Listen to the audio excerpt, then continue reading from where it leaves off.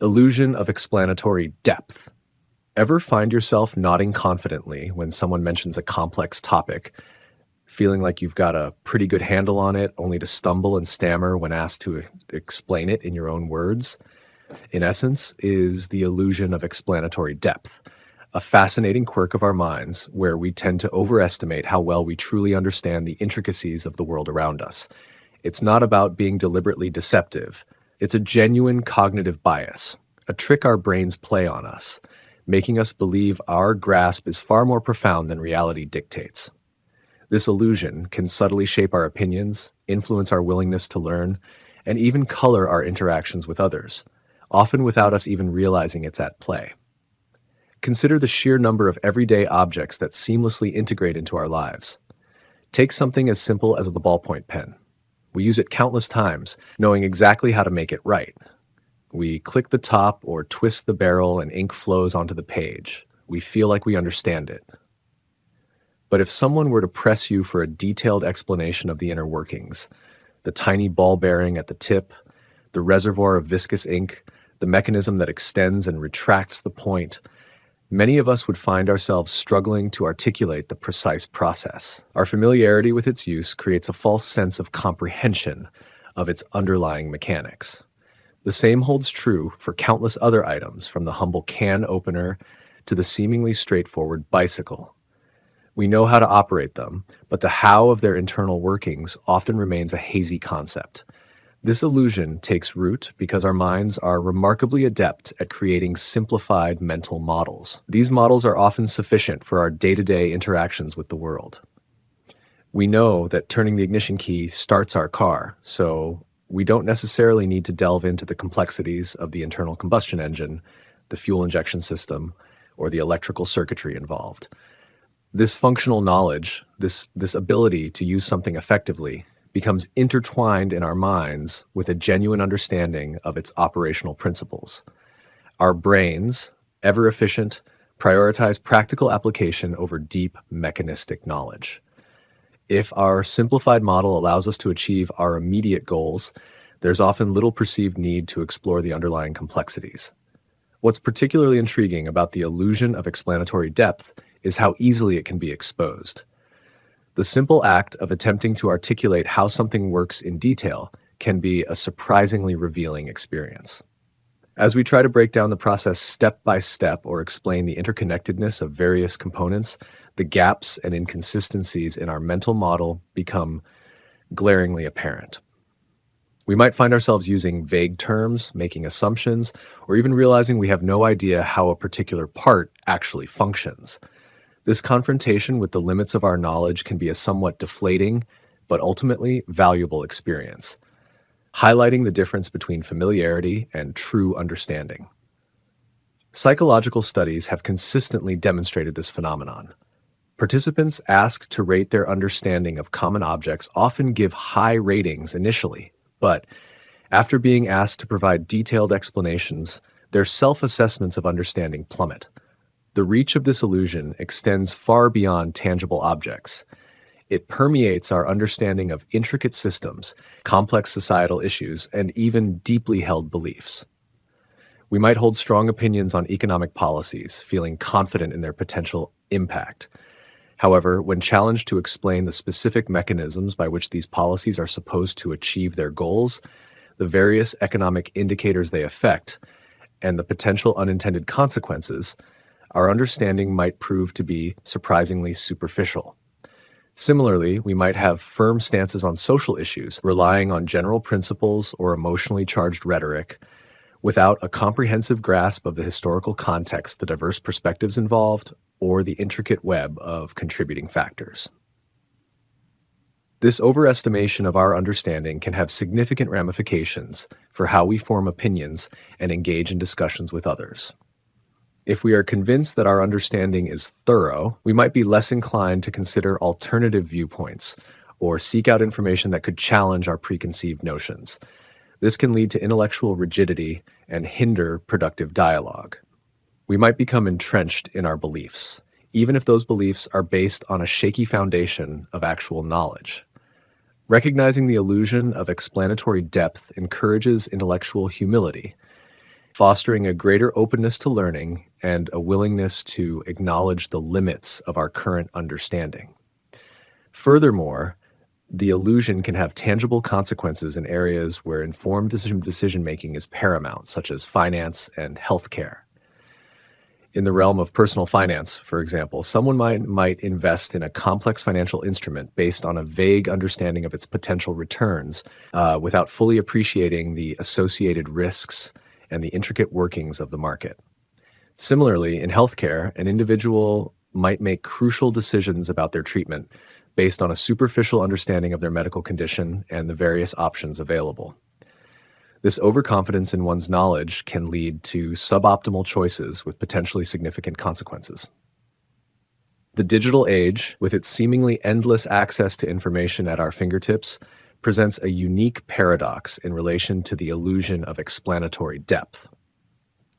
While the internet provides us with the opportunity to learn about virtually anything, it can also inadvertently contribute to a feeling of knowledge without genuine understanding. We can quickly search for information, read snippets and summaries, and feel like we've grasped a concept without truly engaging with the material in a meaningful way. The ease of access can create a false sense of expertise, where exposure to information is mistaken for true comprehension. So, what practical steps can we take to mitigate the effects of the illusion of explanatory depth? A crucial first step is to actively practice explaining things in detail, either to ourselves or to others. This exercise forces us to confront the gaps in our understanding and pinpoint areas where our knowledge is weak or incomplete. Engaging in thoughtful discussions and being receptive to questions can also be incredibly beneficial. When someone asks us why or how exactly does that work, it compels us to delve deeper into our reasoning and articulate the underlying mechanisms more clearly. Cultivating a habit of seeking out diverse and reliable sources of information and maintaining a willingness to question our own assumptions are also vital in overcoming this cognitive bias. In conclusion, recognizing the illusion of explanatory depth is not a sign of weakness, but rather a hallmark of intellectual maturity and self-awareness. It's an acknowledgement that our understanding of the world is often more limited than we perceive it to be, and it underscores the importance of lifelong learning and intellectual humility.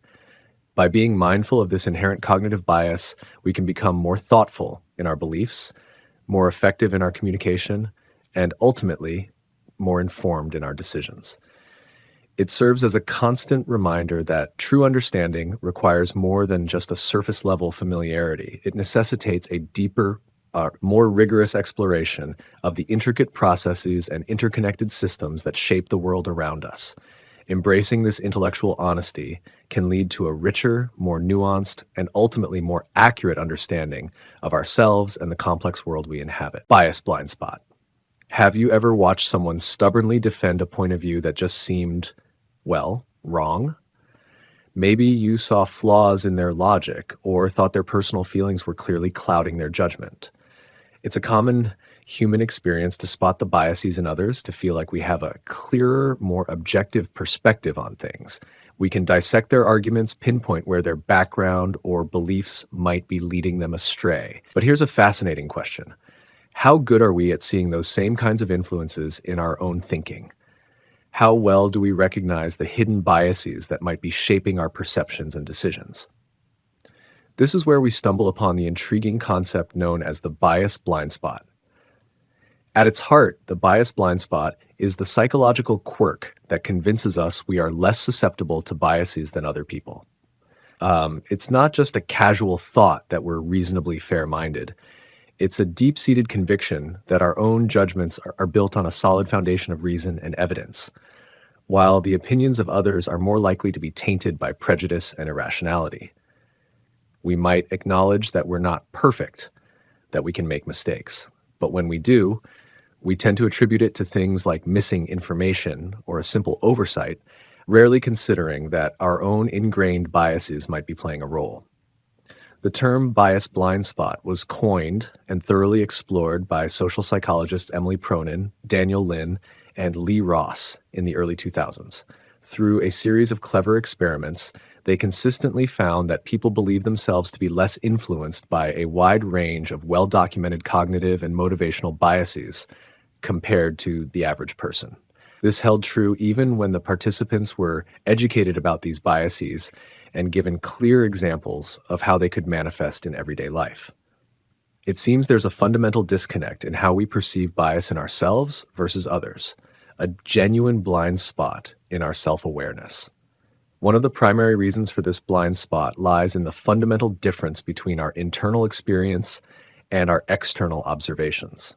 When we arrive at a conclusion or make a decision, it feels like a direct and logical response to the information we've considered. We have access to our own internal monologue, the pros and cons we believe we weighed, and the mental steps we took to reach our viewpoint. This internal narrative often paints a picture of rationality and careful consideration. In contrast, when we observe someone else making a judgment, we don't have access to their inner world. We only see their actions and hear their final statements. This lack of insight into their reasoning makes it easier for us to attribute their conclusions to biases, especially if we happen to disagree with what they're saying. Let's take a practical example. Imagine a heated discussion about a new government policy. If someone passionately opposes it, you might think their opposition stems from their political leanings, their personal experiences with similar policies, or even their emotional reaction to the party in power. You might analyze their arguments and identify what you perceive as biased reasoning. Now consider your own stance on the same policy. Whether you agree or disagree, you likely feel your position is based on a thoughtful evaluation of the policy's potential benefits and drawbacks, a logical assessment of its economic or social impact, and a genuine concern for the well-being of society. The idea that your own political leanings, personal experiences, or emotional responses might be subtly influencing your perspective might seem less obvious, less compelling. Another significant contributor to the bias blind spot is our inherent desire to see ourselves in a positive light. Believing that we are rational, objective individuals is a boost to our self-esteem. It's reassuring to think that our beliefs and choices are grounded in sound judgment rather than being swayed by unconscious prejudices or irrational impulses. Acknowledging our own biases can be unsettling, as it challenges our sense of fairness and objectivity. Consequently, we might be subconsciously motivated to minimize or ignore evidence of our own biases, further solidifying this blind spot in our self-perception. The existence of the bias blind spot has far-reaching implications across various aspects of our lives. In our personal relationships, it can be a breeding ground for misunderstandings and conflict. If we firmly believe our interpretations of events are objective truth while viewing others' interpretations as colored by bias, it becomes incredibly difficult to find common ground or engage in meaningful dialogue. We might dismiss opposing viewpoints as simply the product of flawed thinking, without ever considering that our own perspective might also be subject to unconscious influences. This can lead to strained relationships and an inability to truly understand each other. In the professional world, the bias blind spot can significantly impede effective teamwork and sound decision-making. If individuals are unaware of their own potential biases, they are less likely to actively seek out and genuinely consider alternative perspectives. This can foster an environment of groupthink, where a particular viewpoint gains dominance not because it's the most well-reasoned or evidence-based, but because dissenting opinions are not given due weight, often because those who hold them are perceived as being somehow biased or less rational. This can stifle creativity, lead to poor strategic choices, and ultimately harm the success of a team or organization. Furthermore, the bias blind spot carries serious ethical and practical consequences in critical fields like law, medicine, and public policy. Professionals in these areas are entrusted with making impartial judgments that have profound impacts on people's lives. If they are unaware of their own potential biases, it can lead to unfair legal outcomes, misdiagnoses in healthcare, or ineffective and potentially harmful public policies. For instance, a lawyer might unconsciously favor clients from a certain background. A doctor might unintentionally provide different levels of care based on a patient's ethnicity. A policymaker might overlook the needs of certain communities due to unconscious assumptions. Recognizing the pervasive nature of the bias blind spot is therefore a crucial first step towards building more just, equitable, and effective systems. So, given that this bias blind spot seems to be a fundamental part of human cognition, how can we possibly navigate around it? How can we become more aware of our own biases if our very minds are designed to hide them from us? The initial and perhaps most crucial step is simply acknowledging the existence of the bias blind spot itself. Understanding that this phenomenon is real and that we are all likely susceptible to it can be a powerful catalyst for change. It encourages a sense of humility about our own objectivity and opens us up to the possibility that our perceptions might not always be as accurate or unbiased as we believe them to be. Beyond mere awareness, actively seeking out diverse perspectives is a vital strategy. By intentionally engaging with individuals who hold different viewpoints, come from different backgrounds, and have different life experiences, and by genuinely listening to their reasoning with an open mind, we can gain valuable insights that might challenge our own deeply held assumptions and reveal potential biases we were previously oblivious to. The key here is genuine listening, not just waiting for an opportunity to interject with a counter-argument, but truly trying to understand the other person's perspective, even if it clashes with our own. Cultivating a consistent habit of self-reflection is another powerful tool in mitigating the effects of the bias blind spot. Regularly questioning our own judgments and actively considering alternative explanations for why we hold certain beliefs or made specific decisions can help us uncover potential biases at play. Asking ourselves probing questions like, why do I feel so strongly about this issue? Or are there other ways of looking at this situation that I haven't considered, can be incredibly revealing. Seeking constructive feedback from trusted friends, colleagues, or mentors can also provide invaluable external perspectives on our potential blind spots, as they may be able to see patterns in our thinking that we ourselves cannot. Furthermore, it's beneficial to become more attuned to the situations in which biases are more likely to exert their influence. For example, when we are facing time constraints, feeling under significant stress, or grappling with an overwhelming amount of complex information, our reliance on mental shortcuts and heuristics tends to increase. While these shortcuts can be efficient, they can also inadvertently pave the way for biases to creep into our judgments. Being mindful of these high-risk situations can prompt us to be more cautious and deliberate in our decision-making processes, perhaps by taking a step back, seeking additional information, or consulting with others. The concept of intellectual humility is also deeply intertwined with the ability to overcome the bias blind spot. Intellectual humility involves recognizing the inherent limitations of our own knowledge and maintaining an openness to the possibility of being wrong. When we approach situations with a sense of humility, we are less likely to assume that our own perspective is the only valid one, and more willing to entertain alternative viewpoints, even if they initially challenge our own beliefs. This mindset fosters a greater willingness to examine our own assumptions and consider the possibility that our thinking might be influenced by biases we haven't yet recognized. In conclusion, the bias blind spot is a fundamental aspect of human cognition that creates a significant challenge in our ability to perceive our own biases while readily identifying them in others.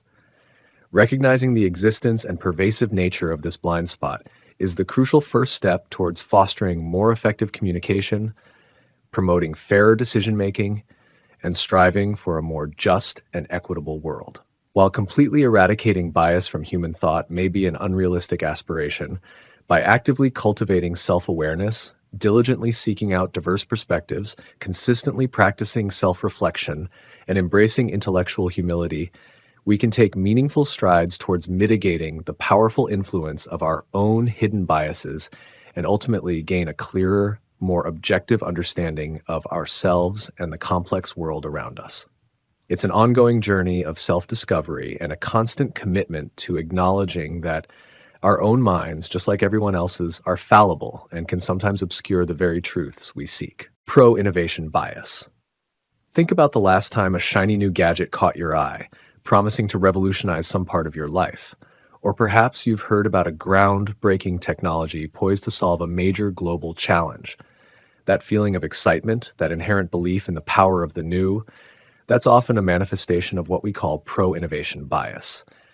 It's our natural tendency to lean towards and favor new ideas, technologies, and practices, sometimes even before we've fully grasped their implications or fairly compared them to what already exists.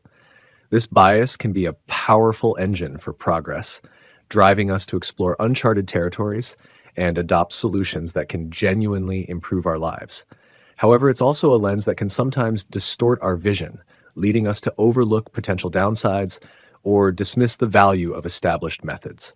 This inclination towards the novel isn't just a random quirk of human psychology.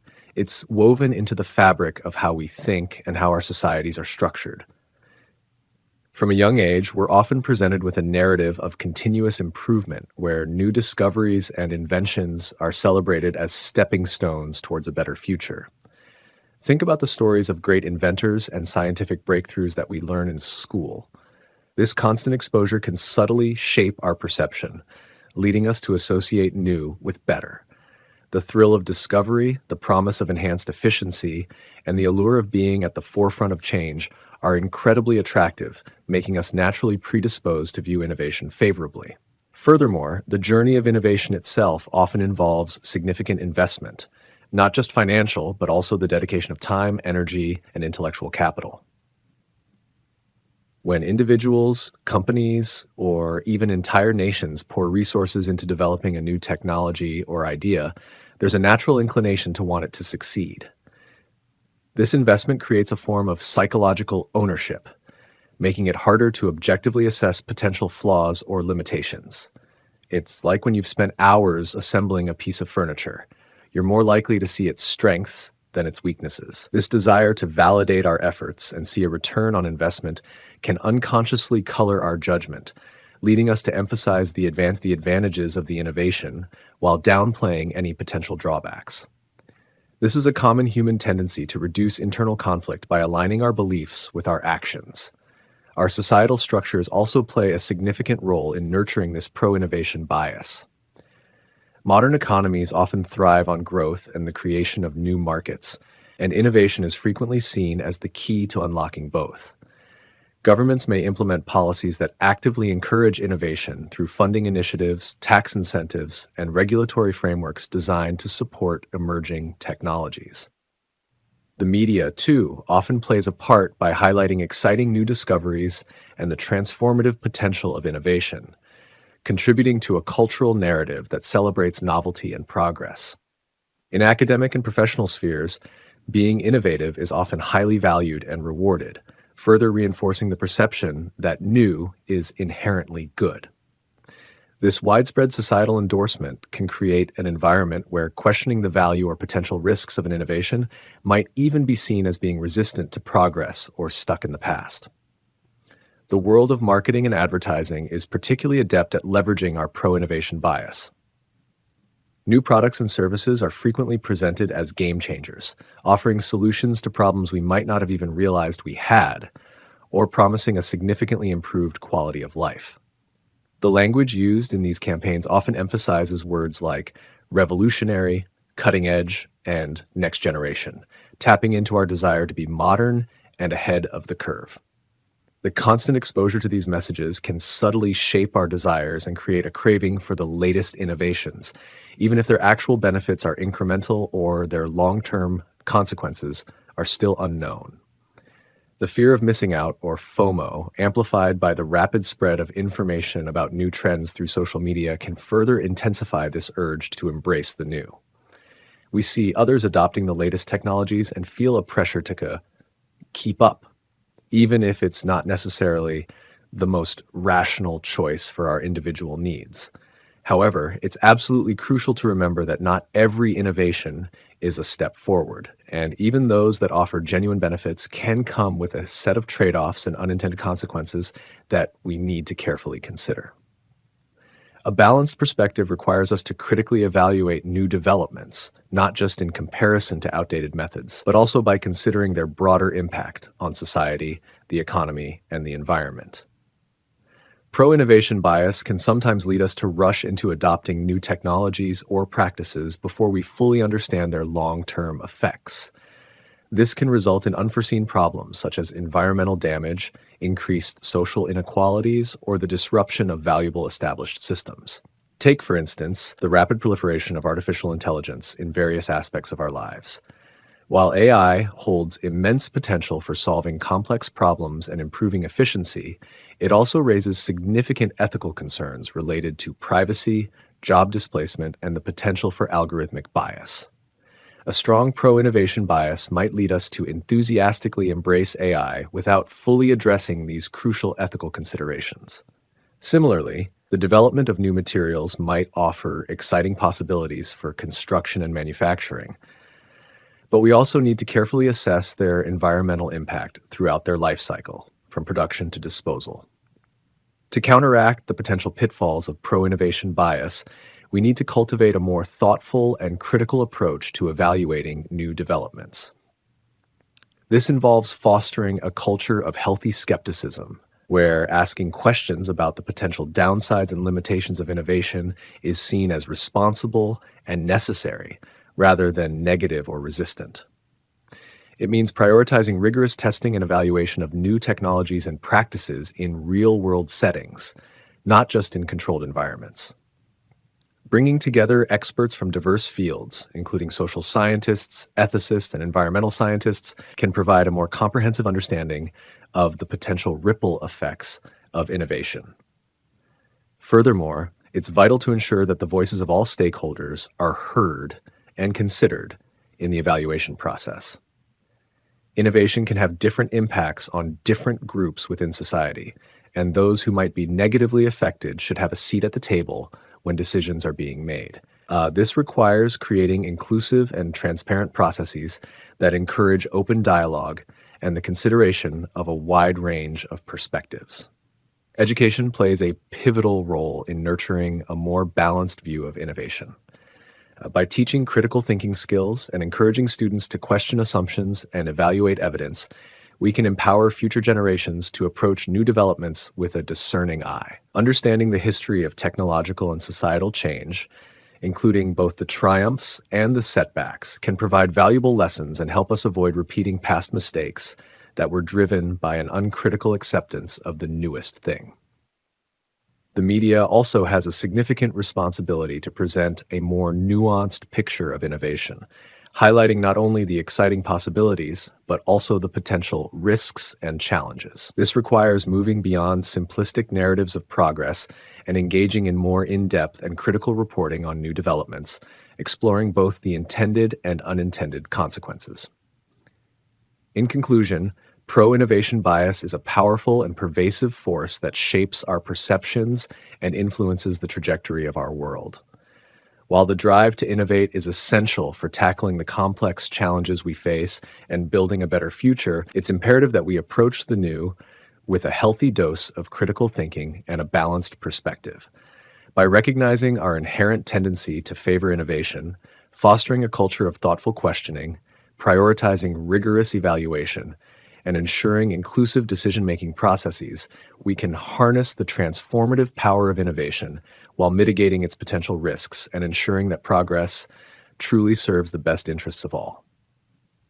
The key is not to reject the new, but to embrace it responsibly and with a clear understanding of its potential benefits and drawbacks.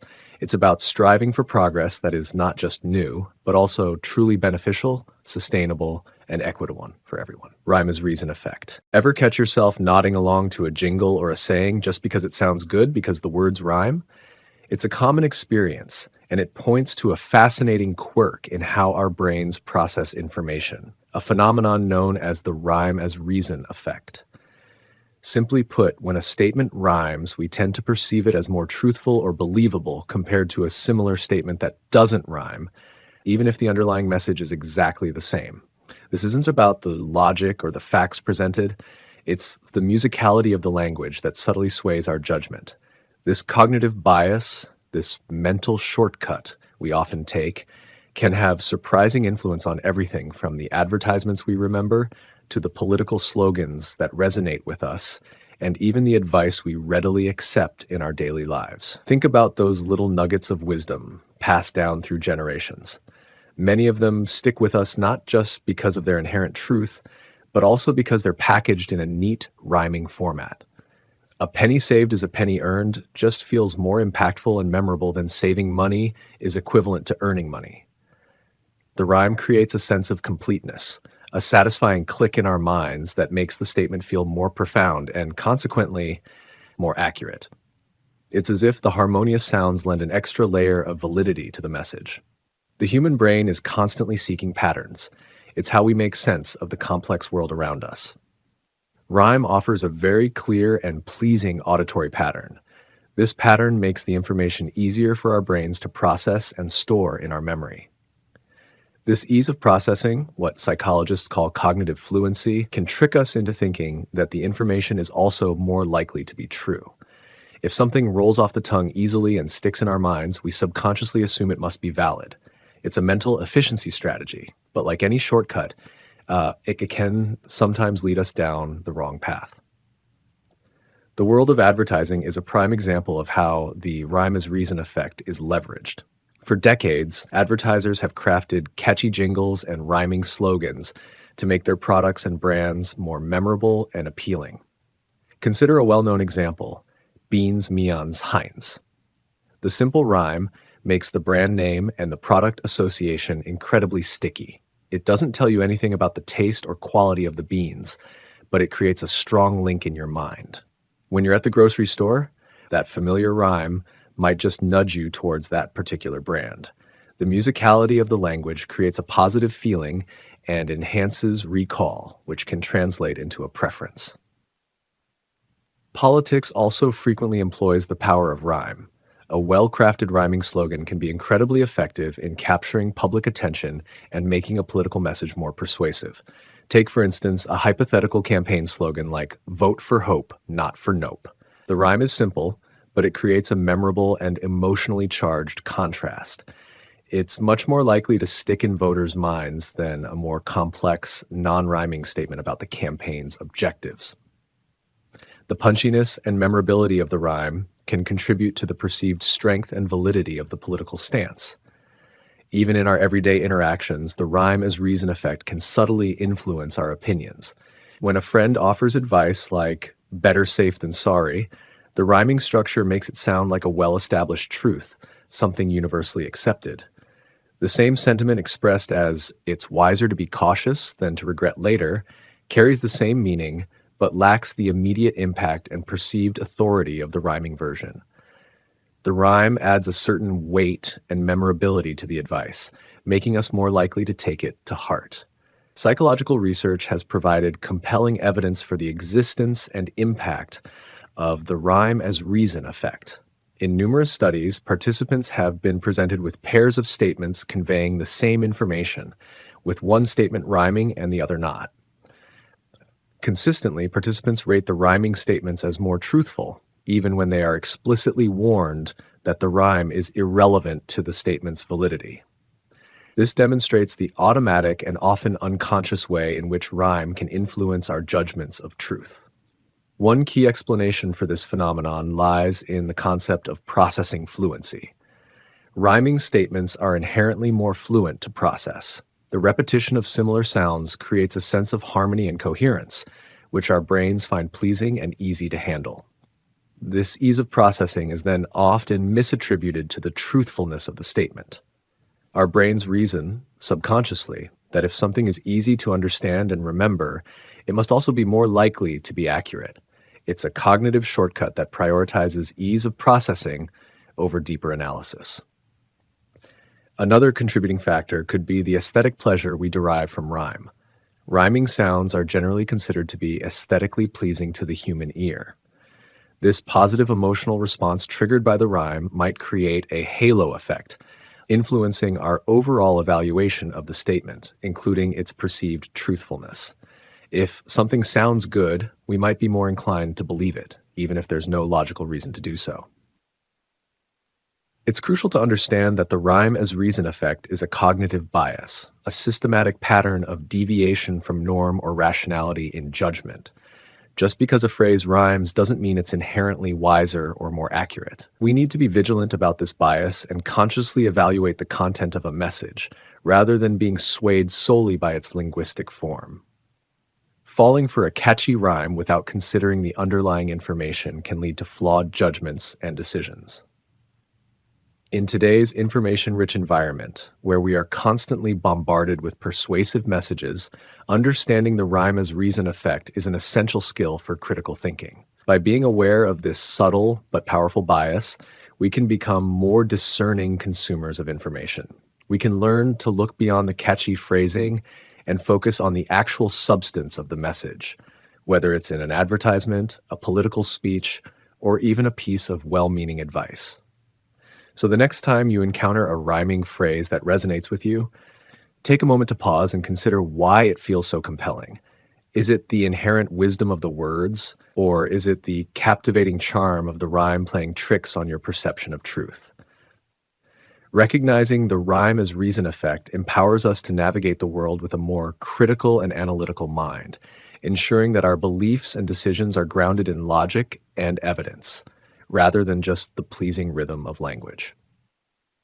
It serves as a reminder that while a memorable rhyme can be a powerful tool for communication, true understanding requires us to delve deeper than just the surface sounds. We must strive to evaluate the message itself, independent of the musicality of its presentation. The clustering illusion. Have you ever found yourself convinced that a series of lucky coincidences meant something more, a hidden pattern in the fabric of everyday life? Perhaps you've noticed several green cars in a row and thought it was a sign, or maybe you've experienced a few unexpected phone calls from old friends in the same week and felt a sense of destiny at play. It's a deeply ingrained human tendency to seek out connections, to weave narratives from seemingly disparate events, and find order in what is often simply the randomness of the universe unfolding. This innate drive to detect structure has been instrumental in our survival, allowing our ancestors to identify predator patterns or the cyclical nature of seasons. However, this very same cognitive mechanism can sometimes lead us down a path of misinterpretation, causing us to perceive significant patterns and meaningful clusters in data that is, in reality, entirely random. This fascinating quirk of our minds is known as the clustering illusion. At its heart, the clustering illusion describes our powerful inclination to perceive streaks, clumps, or groupings in random sequences of events, even when no underlying non-random process is at work. We possess a remarkable, almost overactive ability to spot what appears to be non-randomness, often underestimating the sheer likelihood of random events occurring in seemingly ordered arrangements. Consider the simple act of repeatedly rolling a fair six-sided die. While the long-term probability of any specific number appearing is 1 in 6, in a short series of rolls, you might easily observe the number 3 appearing twice in a row. Our minds, however, might be tempted to interpret this as a temporary bias in the die or a lucky streak, even though each roll is an independent event, entirely unaffected by the previous outcome. This difficulty in truly grasping the nature of randomness and our tendency to impose order upon it is the essence of the clustering illusion. The manifestations of the clustering illusion are surprisingly widespread, permeating various aspects of our lives and influencing our judgments in subtle yet significant ways. In the realm of sports, the widely debated hot hand phenomenon serves as a compelling illustration. Fans, commentators, and even players themselves often firmly believe that a basketball player who has just made several consecutive successful shots has a heightened probability of making the next one. They attribute this perceived increase in likelihood to a temporary surge in skill or momentum. However, rigorous statistical analyses of vast amounts of basketball data have repeatedly shown that these apparent streaks are often indistinguishable from what would be expected by random chance. A player's success on any given shot is largely independent of their recent performance. Our pattern-seeking brains, however, latch onto these clusters of successful shots and construct a narrative of a hot hand, even when the statistical evidence doesn't support such a conclusion. Beyond this arena, the clustering illusion can significantly shape our interpretation of everyday coincidences. Imagine walking through a bustling city park and noticing a small group of people all wearing bright yellow hats clustered together near a fountain. Our immediate instinct might be to assume they know each other. Perhaps they're part of a tour group or attending a specific event. While this might indeed be the case, it's also entirely plausible that this is simply a random co-occurrence, arising from the large number of people in the park and the variety of hat colors present. Our brains, however, are constantly striving to create meaning and find explanations, making it challenging to accept the simple explanation of pure chance. We are wired to see connections, even where none exist. The world of finance and investment is particularly susceptible to the pitfalls of the clustering illusion, often with significant financial consequences. Investors frequently attempt to identify patterns in the seemingly chaotic fluctuations of stock prices, looking for streaks of upward or downward movement that they believe signal an emerging trend or a profitable trading opportunity. While genuine long-term market trends are certainly driven by fundamental economic factors, short-term price volatility is often largely random. The clustering illusion can lead investors to perceive patterns in these random fluctuations, convincing them that they have discovered a reliable trading strategy based on a brief period of seemingly consistent gains or losses. This can result in poorly informed investment decisions, driven by the illusion of predictability rather than sound financial analysis, ultimately leading to potential financial losses. So why are our minds so readily fooled by the clustering illusion? A significant part of the answer lies in the inherent limitations of our cognitive processing. Our brains, while incredibly powerful, did not evolve to be perfect statistical calculators. Instead, they developed as highly efficient pattern recognition systems, like prioritizing the rapid identification of potential threats and opportunities. This evolutionary pressure favored quick judgments and the creation of mental shortcuts, even if those shortcuts occasionally led to errors in interpreting randomness. We are, by nature, pattern-seeking beings, constantly striving to make sense of the complex world around us by identifying relationships, sequences, and regularities. When confronted with data that exhibits even a superficial appearance of order, our minds tend to jump to conclusions and construct explanations, even if those explanations lack a solid foundation in reality. Furthermore, the clustering illusion can be amplified by our deep-seated human desire for control and predictability. Finding patterns, even if they are illusory, can provide us with a comforting sense that we understand the world around us and can potentially anticipate future events. This feeling of control, however misguided, can be psychologically reassuring, especially in the face of inherent uncertainty. Accepting that some events are fundamentally random can be unsettling, as it implies a degree of unpredictability and a lack of control over those situations. Our brains, in their constant quest for order, often prefer the illusion of a pattern to the acceptance of pure chance. Overcoming the clustering illusion is not an easy task, as it requires a conscious and ongoing effort to cultivate a more sophisticated understanding of randomness and probability. It involves developing a critical and skeptical eye towards seemingly meaningful patterns, particularly in contexts where random processes are likely to be at play. Enhancing our statistical literacy and grasping fundamental principles of probability can equip us with the intellectual tools necessary to better distinguish between genuine signals and random noise. In practical terms, this means exercising caution when drawing definitive conclusions from small samples or short sequences of events. When we observe streaks or clusters, it's crucial to critically evaluate whether these groupings are statistically significant or simply fall within the realm of what would be expected by chance alone. Actively seeking out objective data and relying on rigorous statistical analysis rather than solely trusting our intuitive observations or gut feelings can serve as a powerful countermeasure against the clustering illusion. In fields that heavily rely on data interpretation, such as sports analytics, financial modeling, and scientific research, sophisticated statistical methodologies are employed precisely to differentiate between genuine patterns and random fluctuations. These advanced techniques help to determine whether observed clusters are statistically significant, indicating a true underlying effect, or merely a product of random variation. By prioritizing data-driven insights and rigorous analysis over anecdotal evidence or perceived patterns, professionals in these domains can make more informed and reliable decisions. Ultimately, while our innate ability to detect patterns has been an indispensable asset throughout human history, it's crucial to acknowledge its inherent limitations and potential for misinterpretation. The clustering illusion serves as a potent reminder that not every perceived pattern carries genuine meaning, and that the seemingly ordered arrangements we sometimes observe can often arise from the pure, unadulterated randomness of the universe. By cultivating a healthy dose of skepticism towards seemingly significant clusters and striving to develop a more intuitive understanding of probability, we can mitigate the influence of this cognitive bias and make more rational and well-founded judgments in the diverse tapestry of our lives, from interpreting the outcomes of a game to making critical financial decisions.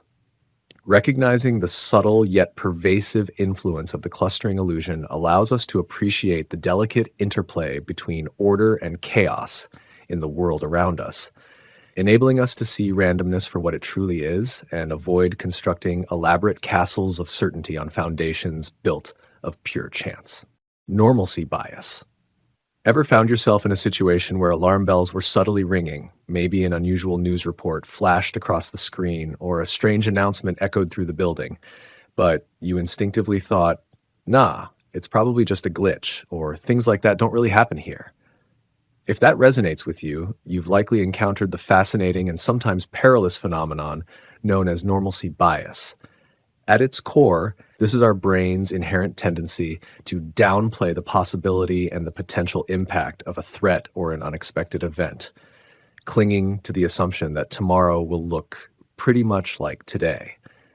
It's as if our minds are hardwired to believe in the continuation of our usual experiences, even when faced with clear indicators that the ordinary is about to be shattered. Think of normalcy bias as a kind of mental inertia. We get comfortable with the familiar rhythms of our lives, and our brains develop shortcuts to process information efficiently. When something unusual pops up, our first instinct isn't always to confront the potential danger.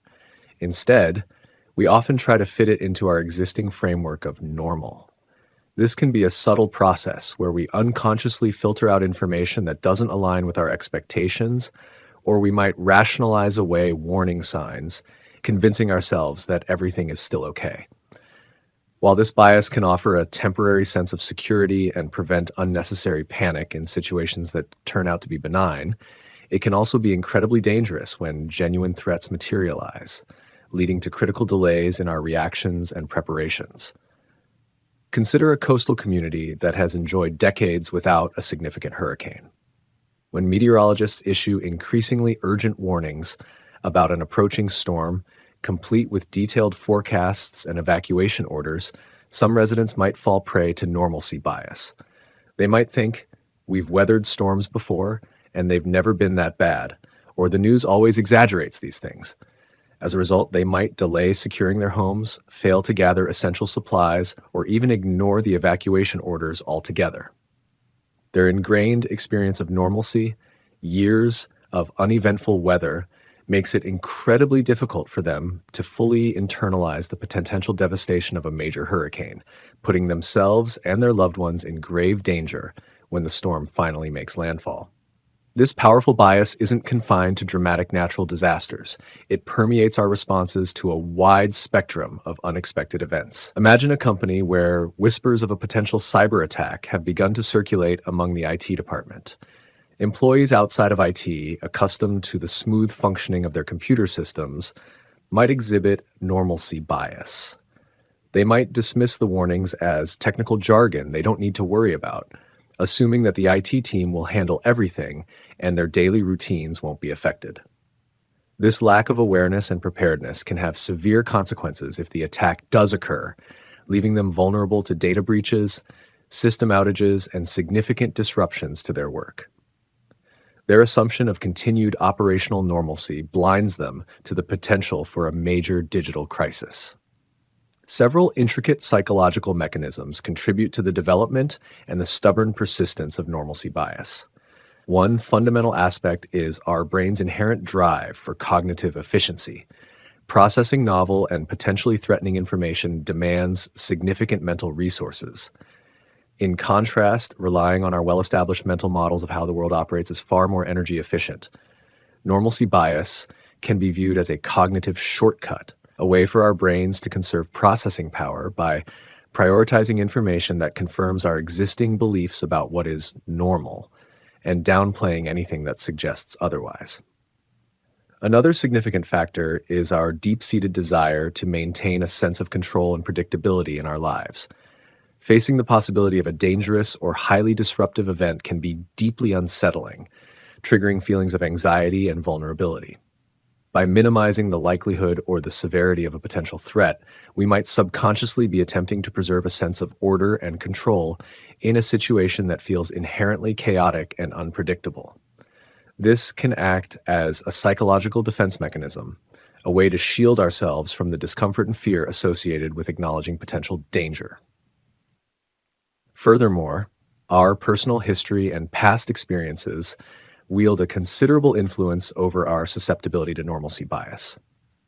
If we have encountered similar warnings or unusual occurrences in the past that ultimately turned out to be false alarms or relatively minor incidents, this can inadvertently reinforce our tendency to downplay future warnings.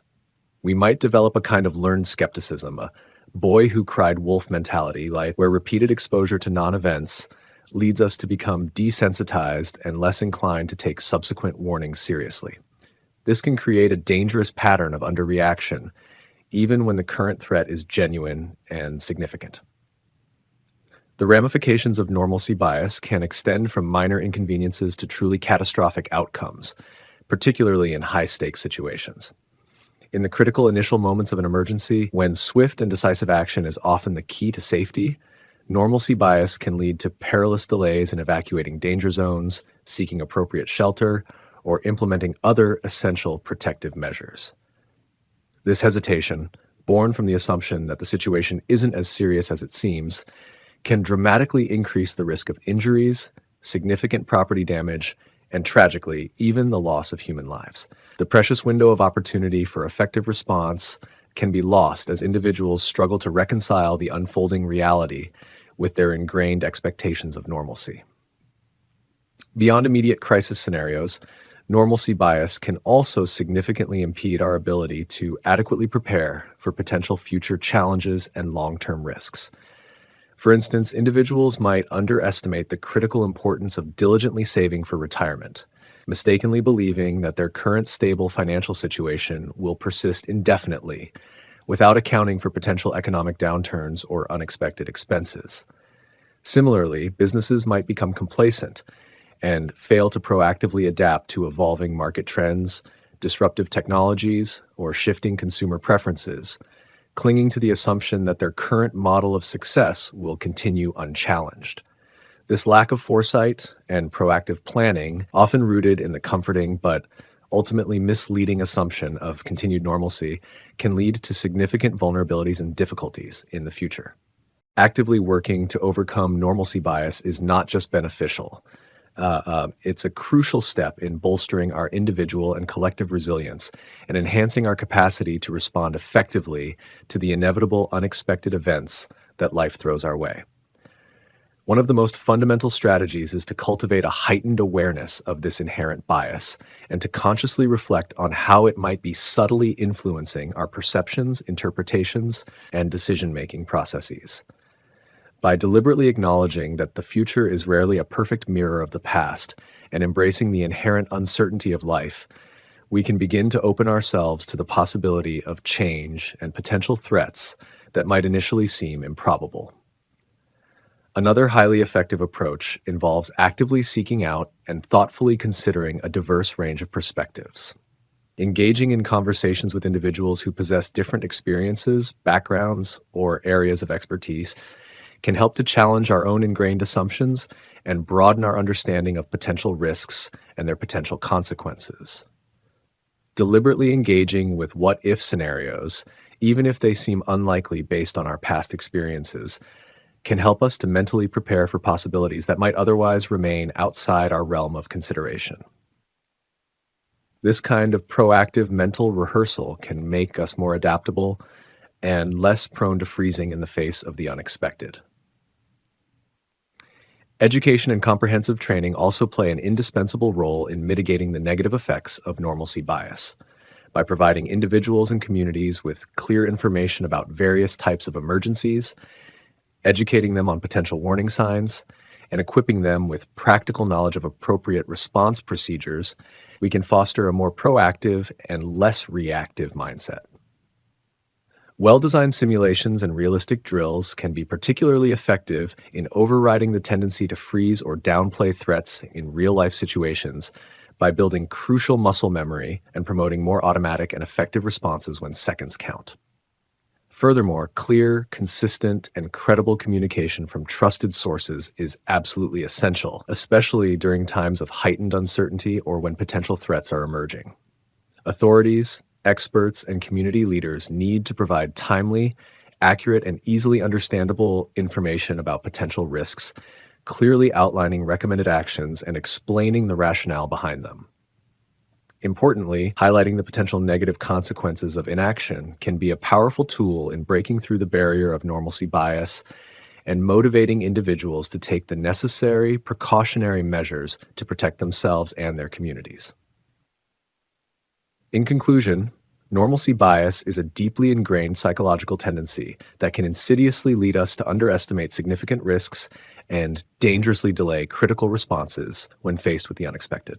While it might offer a fleeting sense of comfort and the illusion of predictability, its potential consequences, both in immediate crises and in long-term preparedness, can be severe and far-reaching. By consciously cultivating a greater awareness of this pervasive bias, actively seeking out and considering diverse perspectives, investing in comprehensive education and training, and prioritizing clear and consistent communication, we can collectively learn to recognize and overcome the limitations of normalcy bias. Ultimately, embracing the understanding that the normal can shift, sometimes dramatically and without warning, is the crucial first step towards building a more proactive, resilient, and safer future for ourselves and our communities in an ever-changing world. Recognizing the inherent unpredictability of life and preparing for possibilities beyond our usual experience is not a sign of pessimism, but rather a hallmark of wisdom and responsible action. The illusion of control. Have you ever found yourself performing a little ritual before a big event, maybe wearing a lucky shirt, crossing your fingers in a specific way, or mentally rehearsing a perfect outcome? It's a common human experience, this feeling that we can somehow influence events that are largely out of our hands. Think about someone blowing on dice before a throw as if their breath could alter the random tumble and decide their fate. Or consider the meticulous preparation some athletes undertake, not just for physical readiness, but also for mental fortitude, creating a sense of being in command even when facing unpredictable opponents. These everyday examples highlight a fascinating aspect of our psychology, the illusion of control.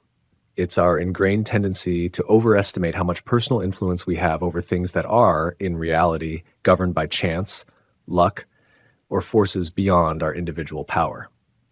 This isn't just a quirky habit, it's a fundamental cognitive bias that shapes our decisions, our understanding of risk, and ultimately, how we navigate the uncertainties of life. This inclination to believe we have more control than we actually do stems from a very basic human need, the desire for agency and predictability. We are fundamentally driven to understand the world around us, to find cause and effect relationships, and to feel like we are the authors of our own stories. This sense of control is vital for our psychological well-being. It fuels our motivation, reduces feelings of anxiety and helplessness, and allows us to engage with the world with a sense of purpose and confidence.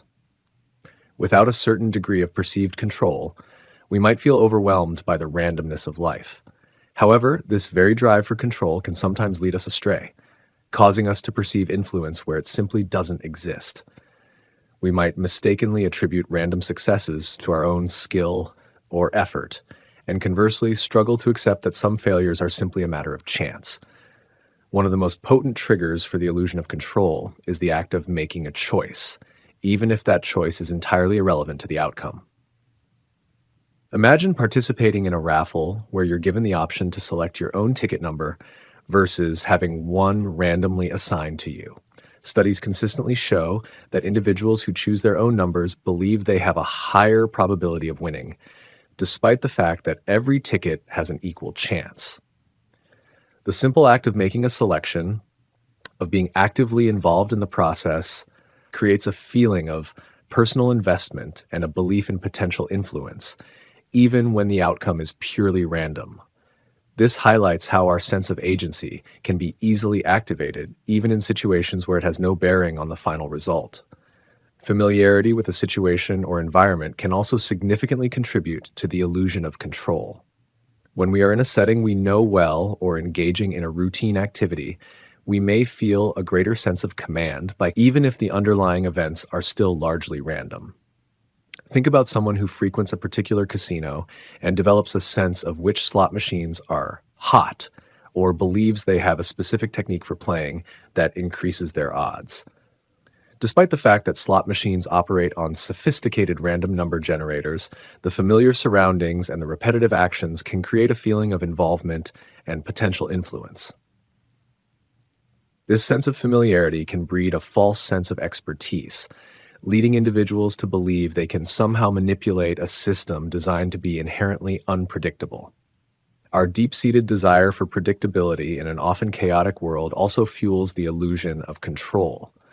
Randomness can be unsettling and can make it difficult to plan for the future. The illusion of control can act as a psychological buffer against this uncertainty. By believing we have some sway over random events, we can impose a sense of order on the chaos, reducing feelings of anxiety and helplessness. This is particularly evident in high-stakes or stressful situations where the need to feel in control is amplified. For instance, during times of economic uncertainty, individuals might engage in specific financial behaviors, believing they can insulate themselves from market fluctuations, even when those fluctuations are driven by large-scale forces beyond their individual control. Furthermore, several cognitive biases can actively reinforce the illusion of control.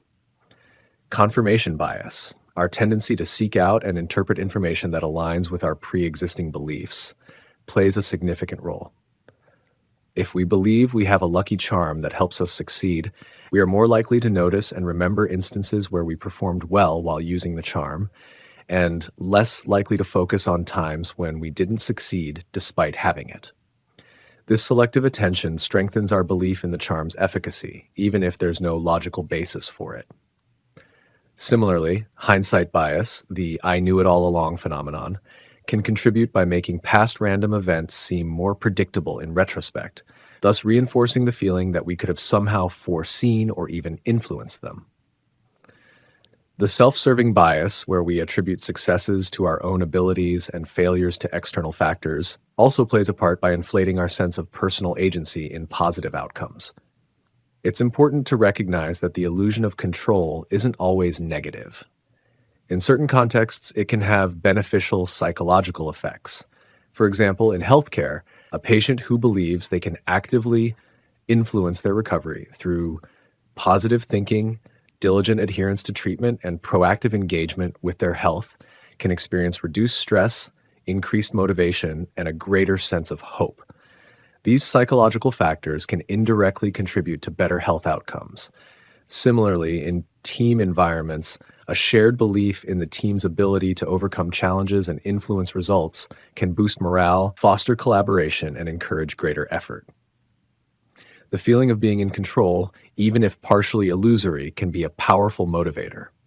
However, the illusion of control can also have significant downsides. It can lead to engagement in risky behaviors, such as compulsive gambling or reckless financial speculation, where individuals overestimate their ability to predict market trends or control the odds. It can also hinder our capacity to learn from our mistakes. If we attribute successes solely to our brilliance and failures to bad luck, we fail to accurately assess our skills and identify areas where we need to improve. This can impede personal and professional growth. In organizational settings, the illusion of control can be particularly problematic.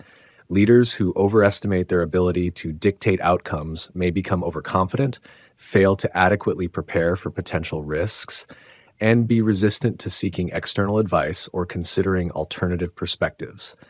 This can lead to flawed strategic decisions and negative consequences for the organization's stability and success. The belief that one can single-handedly steer a complex organization through any challenge, regardless of external factors, is a dangerous manifestation of this bias. Cultivating a more realistic understanding of our influence and the role of chance requires developing metacognition, the ability to reflect on our own thinking processes and identify potential biases. By consciously considering the multitude of factors that contribute to any given outcome, including those beyond our personal control, we can begin to dismantle the illusion. Actively seeking out diverse perspectives and challenging our own assumptions is also crucial. Engaging with individuals who hold different viewpoints can expose blind spots in our thinking and provide a more objective assessment of a situation. Another effective strategy is to shift our focus from solely the outcomes to the processes we can control. While we cannot always dictate the final result, we can exert influence over our effort, our preparation, the quality of our decisions, and our approach to tasks. By concentrating on these controllable aspects, we can maintain a sense of agency and accomplishment without falling into the trap of believing we can control the uncontrollable. Ultimately, developing a healthy acceptance of uncertainty is key to mitigating the negative effects of the illusion of control. Life is inherently unpredictable, and while we can strive to influence events, we cannot always command them. Recognizing the inherent limits of our control can reduce stress and anxiety associated with trying to manage the unmanageable. It allows us to focus our energy on what we can truly influence and to adapt more effectively to unexpected events. Embracing uncertainty doesn't mean giving up. It means engaging with the world with a more realistic and resilient mindset. In conclusion, the illusion of control is a pervasive and often subtle cognitive bias that profoundly shapes how we perceive our relationship with the world around us. While it can sometimes offer psychological comfort and even boost motivation, its potential for leading to overconfidence, risky behavior, and a distorted understanding of causality is significant. By cultivating critical thinking, actively seeking diverse perspectives, focusing on controllable processes, and accepting the inherent uncertainties of life, we can strive for a more accurate and balanced understanding of our own agency and the myriad forces that shape our experiences. Recognizing the boundaries of our control is not a sign of weakness, but rather a mark of wisdom and a crucial step towards navigating the complexities of life with greater clarity and resilience. Semmelweis reflex. Picture this, a hospital in the 1800s, a place where you'd hope to find healing and new beginnings. But for many women giving birth, it was a death trap. A mysterious illness called childbed fever was rampant, and nobody seemed to know why. In one ward, the death rate was shockingly high, sometimes wiping out a huge chunk of new mothers. Then came a doctor named Ignaz Semmelweis, who dared to ask a simple question: what if we're doing something wrong? His answer was so straightforward, so logical, yet it was met with a storm of disbelief and resistance. This is the story of the Semmelweis reflex, that stubborn part of us that sometimes makes us reject new ideas, even when they could save lives. Back in the 1840s, how people understood sickness was very different from today. The idea that tiny germs could cause disease was still new. Most doctors thought illness came from things like bad air or an imbalance in the body. So when Dr. Semmelweis started suggesting that doctors themselves might be carrying something that was making their patients sick, it sounded crazy to them. Semmelweis worked in a big hospital in Vienna with 2 maternity wards. Here's where it got really weird. The ward where the medical students and experienced doctors trained had way more deaths from childbed fever than the ward where only the midwives worked. Sometimes 10 times more women would die in the doctor's ward. Semmelweis was deeply troubled by this. He looked at everything: the air, the food, how the babies were delivered, trying to find a reason for this terrible difference. But nothing made sense. People had all sorts of strange explanations. Some said the women in the doctor's ward were just weaker. Others whispered about bad luck or even that the male doctors made them too nervous. Semmelweis wasn't buying any of it. He was a scientist at heart, and he knew there had to be a real logical explanation. Then a terrible thing happened.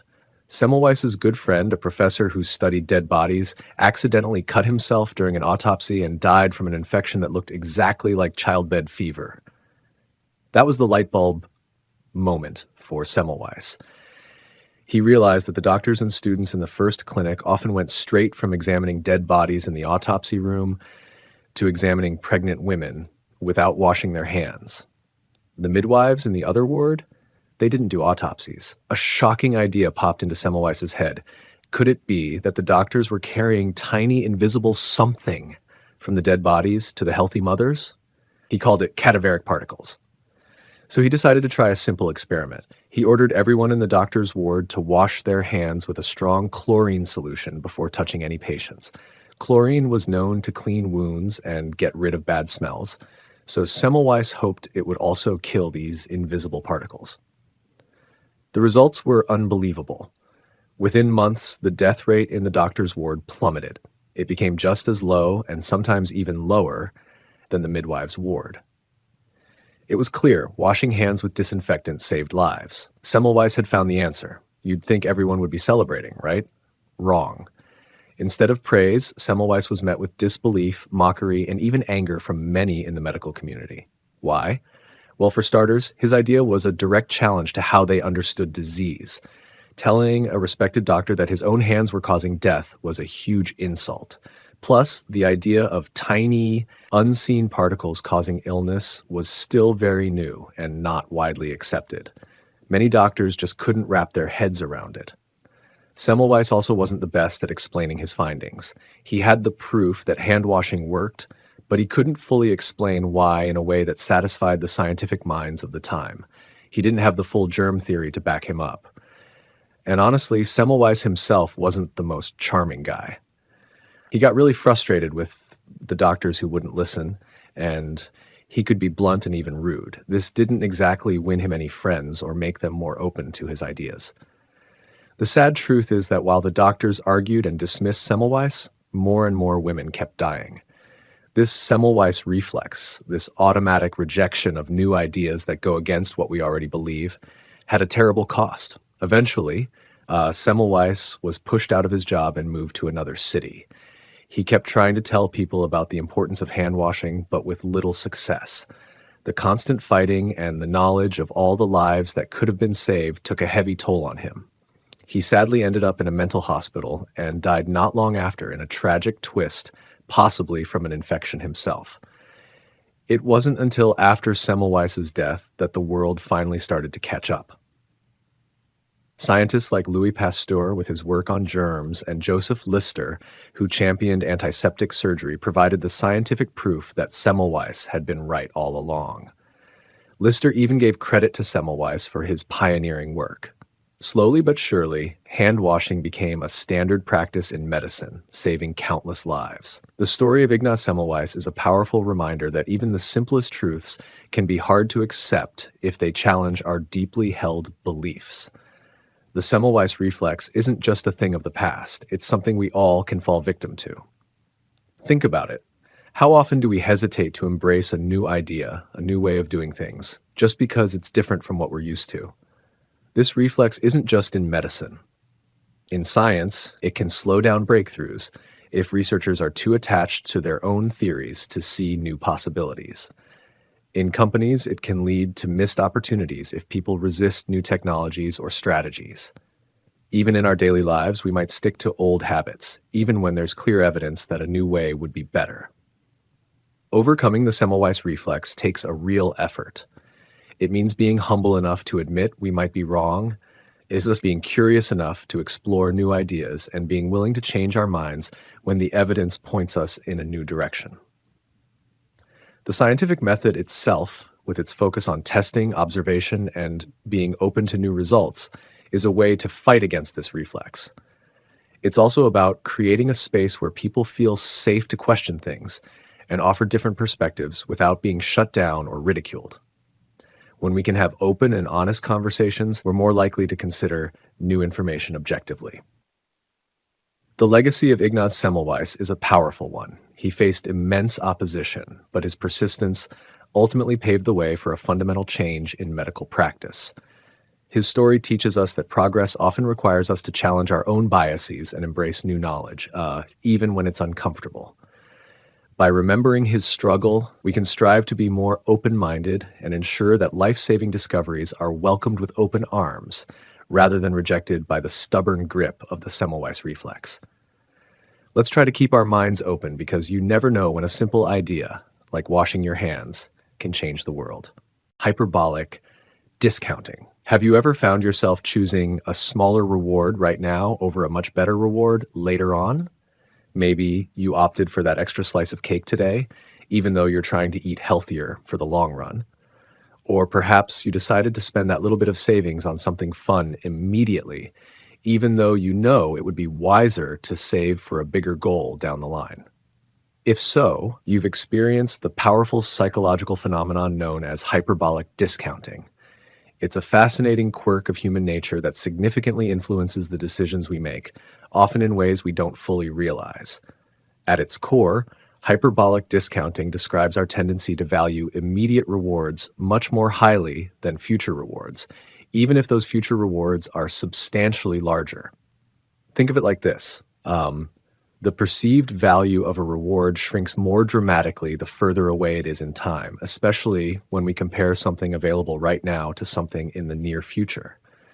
This creates a curve of perceived value that isn't smooth and gradual, like a straight line sloping downwards, but rather steep in the beginning and then flattening out. This curve, when plotted on a graph, takes on the shape of a hyperbola, which is where the name comes from. This is quite different from what traditional economics often assumes, which is called exponential discounting. Exponential discounting suggests that we discount future rewards at a constant rate. So if you value $10 today over $12 next week by a certain percentage, you should, in theory, value $10 in a year over $12 in a year and a week by the exact same percentage. However, real human behavior consistently shows that we are far more impatient when the rewards are within immediate reach. That extra week of waiting feels much more significant when it's delaying something we can have right now compared to delaying something that's already far off in the future. Consider the battle we often face with our health goals, the immediate pleasure of indulging in comfort food, the instant relaxation of skipping a workout. These feel incredibly appealing in the moment. Meanwhile, the long-term benefits of a healthier lifestyle, like increased energy, reduced risk of disease, and a better physique, seem distant and less emotionally compelling right now. This is hyperbolic discounting in action. The immediate gratification carries a much heavier weight in our decision-making process than the larger but delayed positive outcomes. The impact of this present bias is particularly evident in our financial lives. The allure of instant gratification can lead to choices that have negative long-term consequences. Think about the appeal of buy now, pay later schemes or those tempting high-interest credit cards. While the convenience of immediate purchasing power is undeniable, the future burden of accumulating debt and paying hefty interest charges can be significant. However, in the heat of the moment, that immediate satisfaction often overshadows the future financial pain. Similarly, the challenge of saving for retirement, a goal that lies many years in the future, can be partly explained by hyperbolic discounting. The immediate desire for spending money on current needs and wants often feels more pressing than the abstract idea of a comfortable retirement decades away. Hyperbolic discounting isn't just a personal quirk. It has broader implications for how we function as a society. Consider public health initiatives like encouraging vaccination. The immediate inconvenience of taking time out to get a shot, perhaps even experiencing mild side effects, can feel like a significant hurdle compared to the seemingly distant and less certain risk of contracting a disease. Similarly, promoting environmentally friendly behaviors often involves short-term sacrifices, like paying a bit more for sustainable products or taking the time to recycle properly, for long-term benefits that might feel abstract and far removed from our daily lives. Understanding this present bias is crucial for crafting effective policies and communication strategies that encourage people to make choices that benefit their long-term well-being and the well-being of society as a whole. It's important to note that the strength of this hyperbolic discounting effect isn't uniform across everyone or every situation. Our age plays a role. Younger individuals with a longer future ahead of them might exhibit a stronger tendency to prioritize immediate rewards compared to older adults who have a shorter time horizon. Our financial situation also matters. Individuals facing financial hardship might understandably prioritize immediate needs over future savings or investments. Even our personality can influence our degree of present bias, with some individuals naturally being more impulsive than others. The context in which we make decisions also has a significant impact. The way a choice is presented, the vividness of the immediate reward, and how certain we feel about the future outcome can all sway our decisions. For example, the immediate satisfaction of holding a new gadget in your hands might feel much more real and tangible than the abstract future benefit of having that money saved in the bank. Behavioral economists have designed clever experiments to explore these nuances, often presenting participants with scenarios involving choices between smaller immediate rewards and larger delayed rewards at different time intervals. The consistent finding is that as the immediate reward becomes truly immediate, its attractiveness spikes disproportionately compared to the larger, slightly delayed option. So, how can we navigate this inherent bias towards the present? One effective strategy is to make future rewards feel more tangible and less abstract. Instead of just thinking about retirement as a distant point in time, visualizing specific experiences you hope to have in retirement. Traveling, pursuing hobbies, spending time with loved ones can make the future feel more real and motivating. Breaking down long-term goals into smaller, more manageable steps with more immediate mini rewards can also help bridge the gap between the present and the future. For instance, if you're saving for a down payment on a house, celebrating each milestone you reach can provide a sense of immediate accomplishment and reinforce your long-term commitment. Another powerful tool is the use of commitment mechanisms. These are strategies that allow us to voluntarily restrict our future choices, making it harder to give in to immediate temptations that might derail our long-term plans. Setting up automatic transfers to a savings account ensures that a portion of your income is directed towards your future goals before you have the chance to spend it. Similarly, enrolling in programs that impose penalties for early withdrawal of funds, while seemingly restrictive, can actually help us stay on track by making it more costly to deviate from our long-term commitments. The field of behavioral economics continues to explore the intricacies of hyperbolic discounting and its impact on our lives. By understanding this fundamental aspect of human decision-making, we can gain valuable insights into why we sometimes make choices that seem irrational in the long run.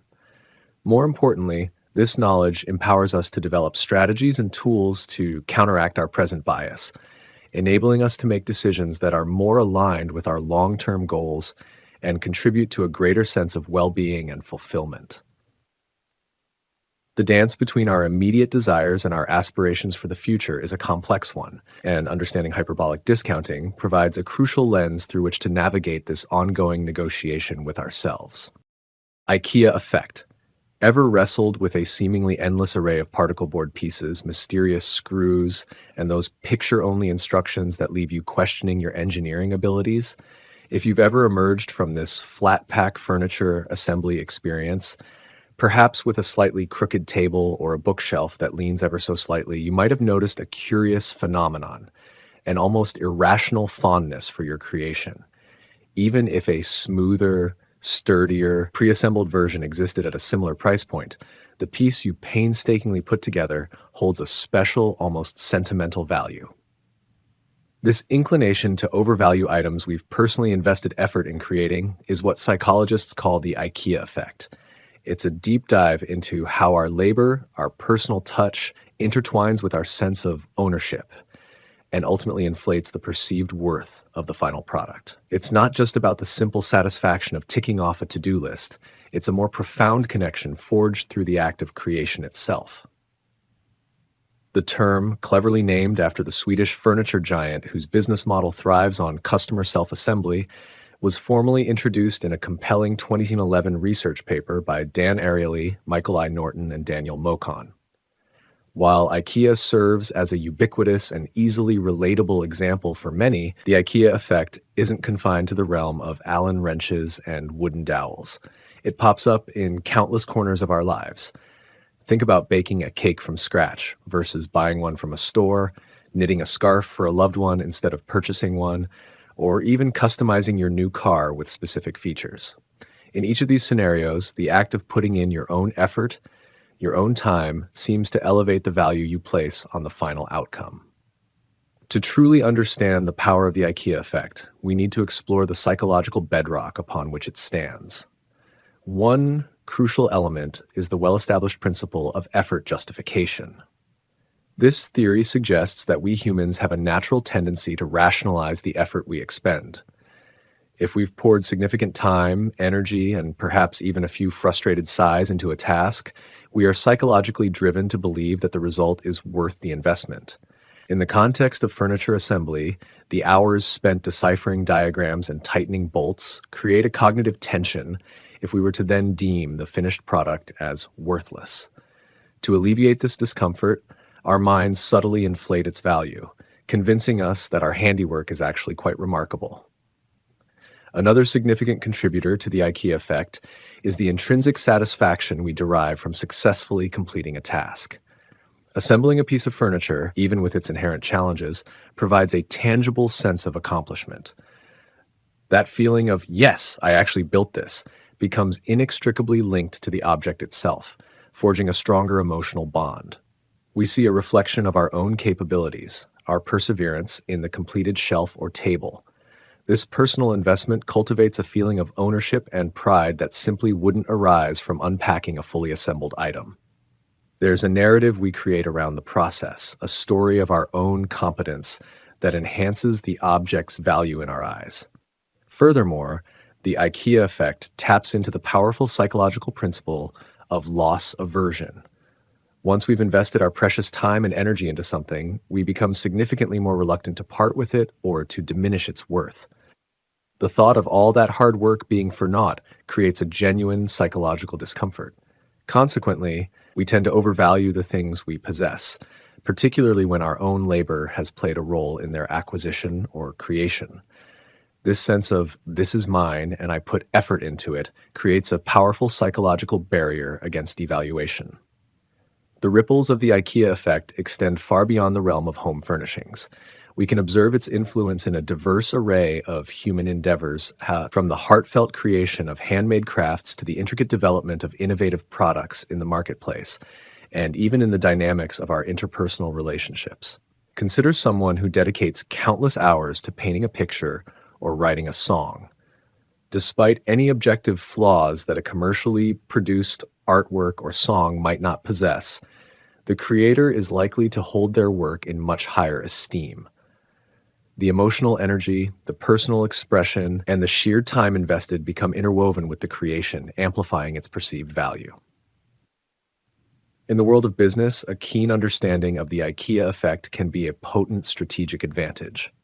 Savvy companies can harness this phenomenon by strategically involving consumers in the creation or customization journey of their offerings. For instance, allowing customers to personalize their online orders with specific features, assemble certain elements of a product themselves. Think build your own computer kits or customizable meal boxes, or even actively solicit their input in product development, can cultivate a stronger sense of ownership and brand loyalty. This active participation can translate into heightened customer satisfaction and a greater willingness to invest in the product. The success of platforms built on user-generated content also owes a significant debt to the IKEA effect. When individuals dedicate their time and energy to crafting blog posts, uploading videos, contributing to online forums, or building their social media profiles, they develop a deeper sense of connection to the platform and its content. This feeling of ownership and contribution fuels engagement, encourages continued participation, and fosters a more dynamic and thriving user community. The effort invested becomes a form of psychological currency, increasing the platform's value in the eyes of its users. However, it's crucial to recognize that the IKEA effect isn't an absolute rule. Its influence has boundaries. Research indicates that for the effect to truly take hold, Individuals need to experience a sense of successful completion. If the assembly process is excessively frustrating, overwhelmingly complex, or ultimately results in a completely unusable or aesthetically displeasing outcome, the negative emotions of anger and disappointment can easily overshadow any potential increase in valuation. The feeling of competence and mastery derived from a successful endeavor is a critical ingredient for the IKEA effect to manifest. Furthermore, the intensity of the IKEA effect appears to be closely linked to the feeling of personal agency and control during the creation process.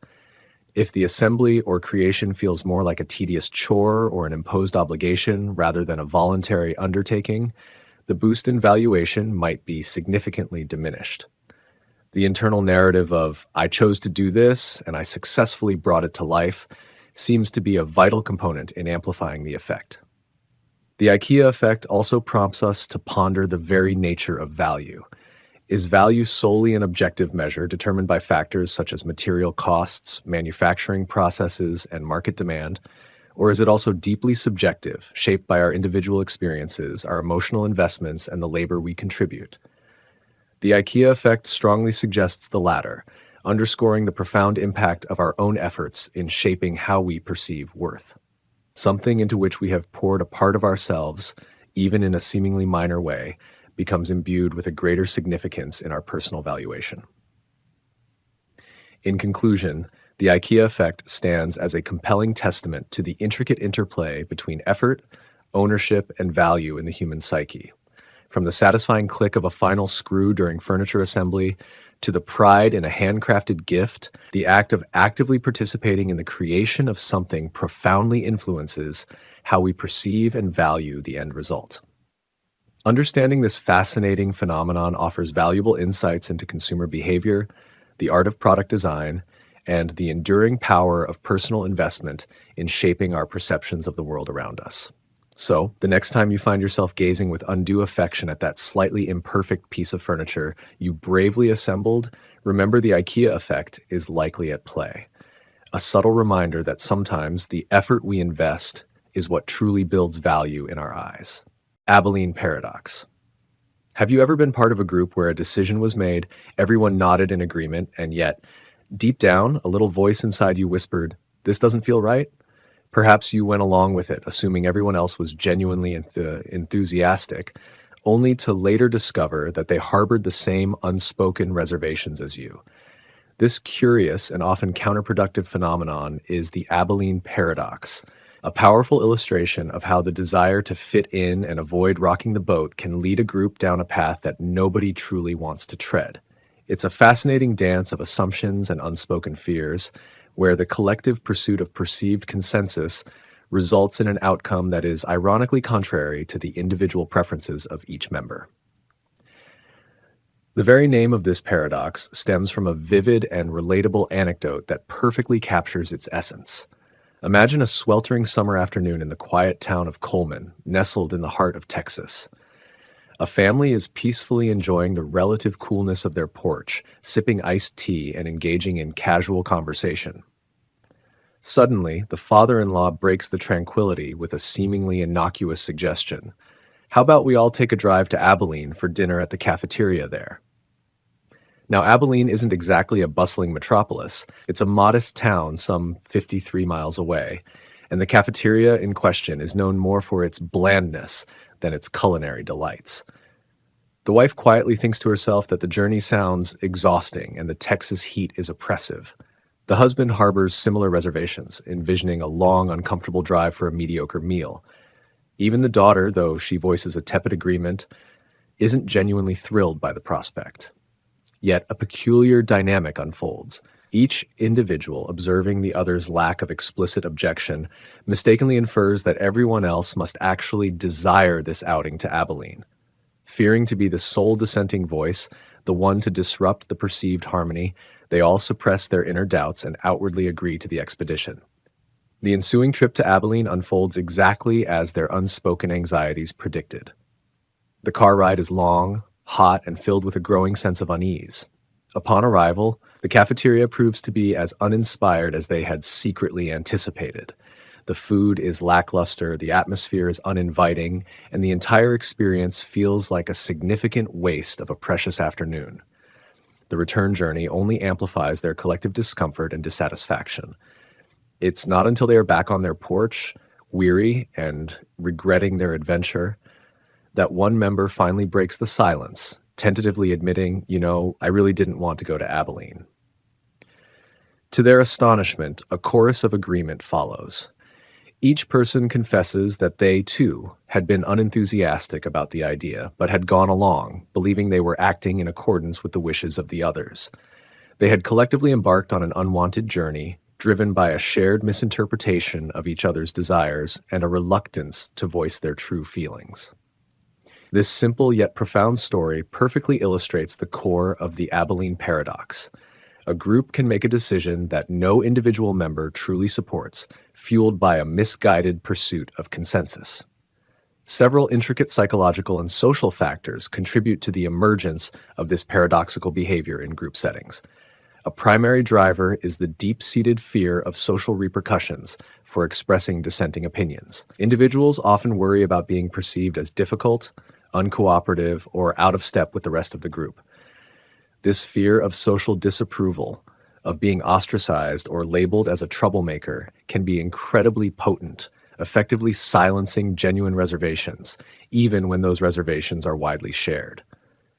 In the Coleman family's case, each member likely hesitated to voice their lack of enthusiasm for the Abilene trip, fearing they would be the only one to object and thus appear unsupportive or spoil the supposed fun for everyone else. Another significant contributing factor is the psychological phenomenon known as pluralistic ignorance. This occurs when individuals privately reject a particular idea or course of action, but incorrectly assume that the majority of other group members accept it. This misperception often stems from a desire to maintain a semblance of harmony or to avoid potential conflict. If everyone remains silent about their doubts, a deceptive illusion of agreement can take hold. Each person looks around, observes the lack of overt opposition, and mistakenly concludes that everyone else must be on board with the proposal, even if their own internal feelings are quite the opposite. This creates a self-reinforcing cycle of silence and misinterpretation. Furthermore, a group's inability to effectively manage what appears to be agreement plays a crucial role in the Abilene paradox. Groups often focus their energy and attention on managing overt disagreement, establishing protocols for debate, negotiation, and compromise. However, they may inadvertently overlook the critical need to scrutinize apparent agreement and ensure that it is genuine and not merely a facade, masking underlying doubts and reservations.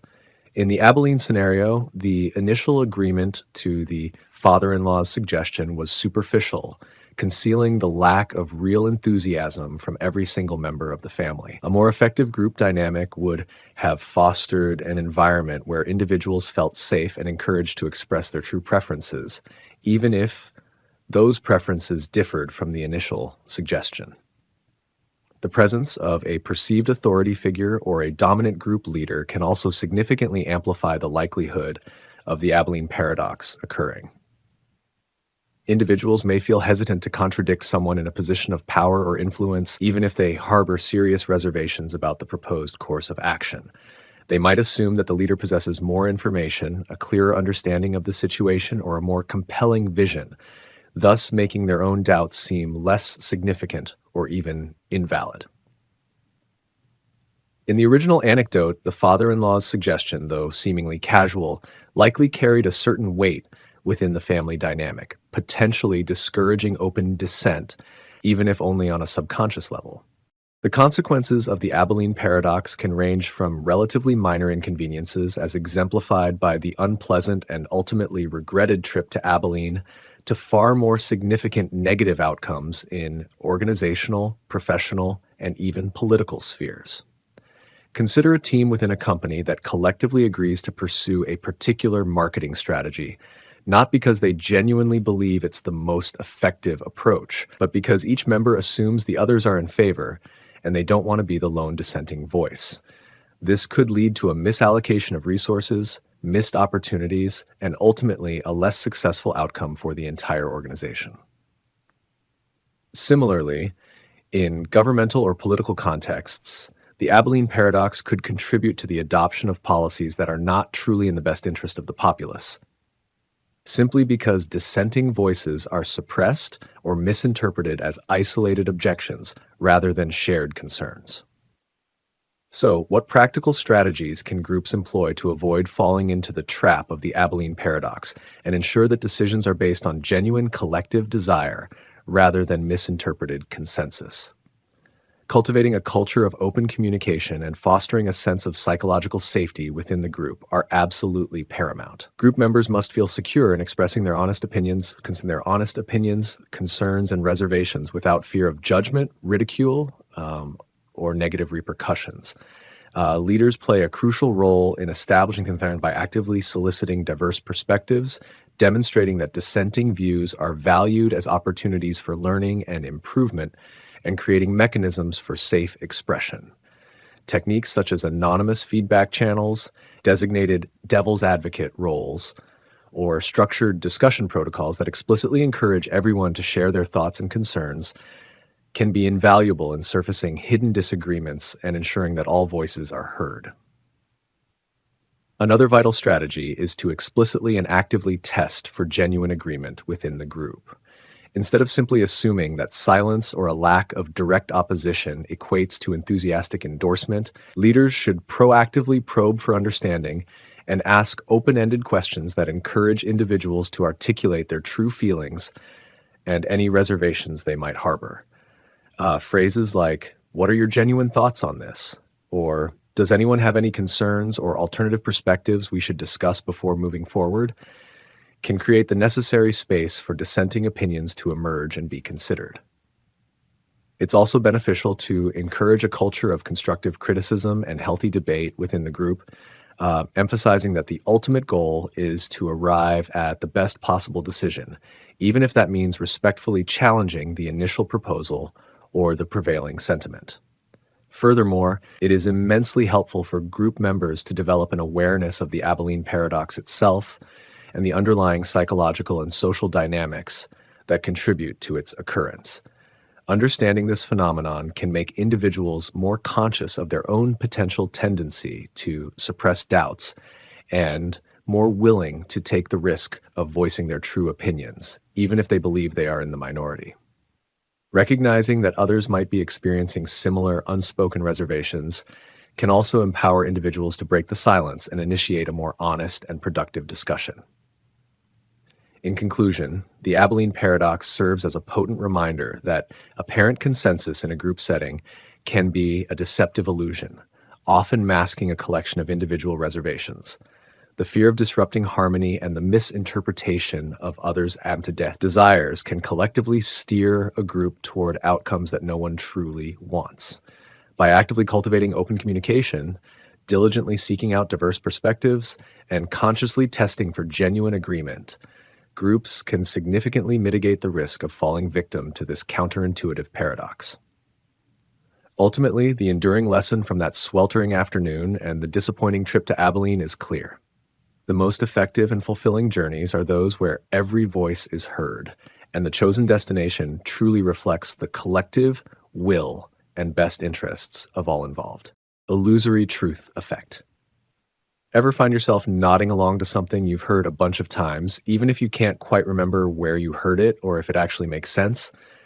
It's like your brain has a little familiarity equals truth button. This sneaky mental shortcut is called the illusory truth effect, and it plays a surprisingly big role in shaping what we believe and how we see the world. It's as if our minds have a soft spot for the familiar, making repeated information feel more credible, regardless of whether it's actually true. Think about those rumors that spread like wildfire online, or that one fact your uncle keeps repeating at family gatherings. Even if you initially doubted them, the more you hear them, the more they can start to feel right. This isn't about logic or evidence. It's about the power of repetition, tricking our brains into thinking something is true simply because it's familiar. The fascinating thing is, this isn't just a recent phenomenon. Back in the 1970s, psychologists started to really dig into this. They ran some clever experiments where people were given a mix of true and false statements. Some of these statements were repeated throughout the study, while others were brand new. The results were clear. The statements people had encountered before were consistently rated as more likely to be true than the ones they were seeing for the first time, even if they initially knew the repeated statements were false. This increase in perceived truth just from repetition without any new facts or proof is the heart of the illusory truth effect. So, what's going on inside our heads that makes this happen? Well, it seems like a few mental processes are at play. One big one is something called processing fluency. When we see or hear something we've encountered before, our brains can process it much more smoothly and easily. It's like a well-worn path. Our thoughts can glide right through it. Our brains often mistake this ease of processing for truthfulness. It's almost as if our minds think, hey, this was easy to understand. I've heard it before, so it must be accurate. This feeling of fluency can overpower our logical thinking or any prior knowledge we have that contradicts the information. Another related idea is the mere exposure effect. This is the tendency to develop a preference for things simply because we've been exposed to them repeatedly. Think about a song you weren't sure about at first, but after hearing it on the radio a bunch of times, you start to like it. The same sort of thing can happen with information. That positive feeling of familiarity can bleed over into a feeling of credibility. If something feels familiar, we might be less likely to question it and more willing to accept it as true. Plus, repeated exposure can make our brains work less hard. When we come across something new, our minds have to put in the effort to understand it and figure out if it's reliable. But when we've seen or heard something before, that mental workload is reduced. And guess what? Our brains like to conserve energy. This reduced effort can again be misinterpreted as a sign that the information is solid and doesn't need a second thought. In today's world, where we're constantly bombarded with information from all directions, the illusory truth effect has some pretty significant consequences. Think about how easily misinformation and fake news can spread online. If a false story or a misleading claim gets shared and repeated enough on social media, or even just gets mentioned in enough different places, people can start to believe it simply because it feels familiar. The more times they see it pop up in their feed or hear it from different sources, the more true it can feel, even if there's no real evidence to back it up. This can have serious real-world effects, shaping opinions, influencing votes, and even impacting public health decisions, all based on inaccurate information that gain traction through sheer repetition. Consider political campaigns. Repeating slogans, even if they lack substance or are misleading, can be a powerful tool. It's not necessarily about convincing people with logic, but about making the message so familiar that it starts to feel true. The same goes for advertising.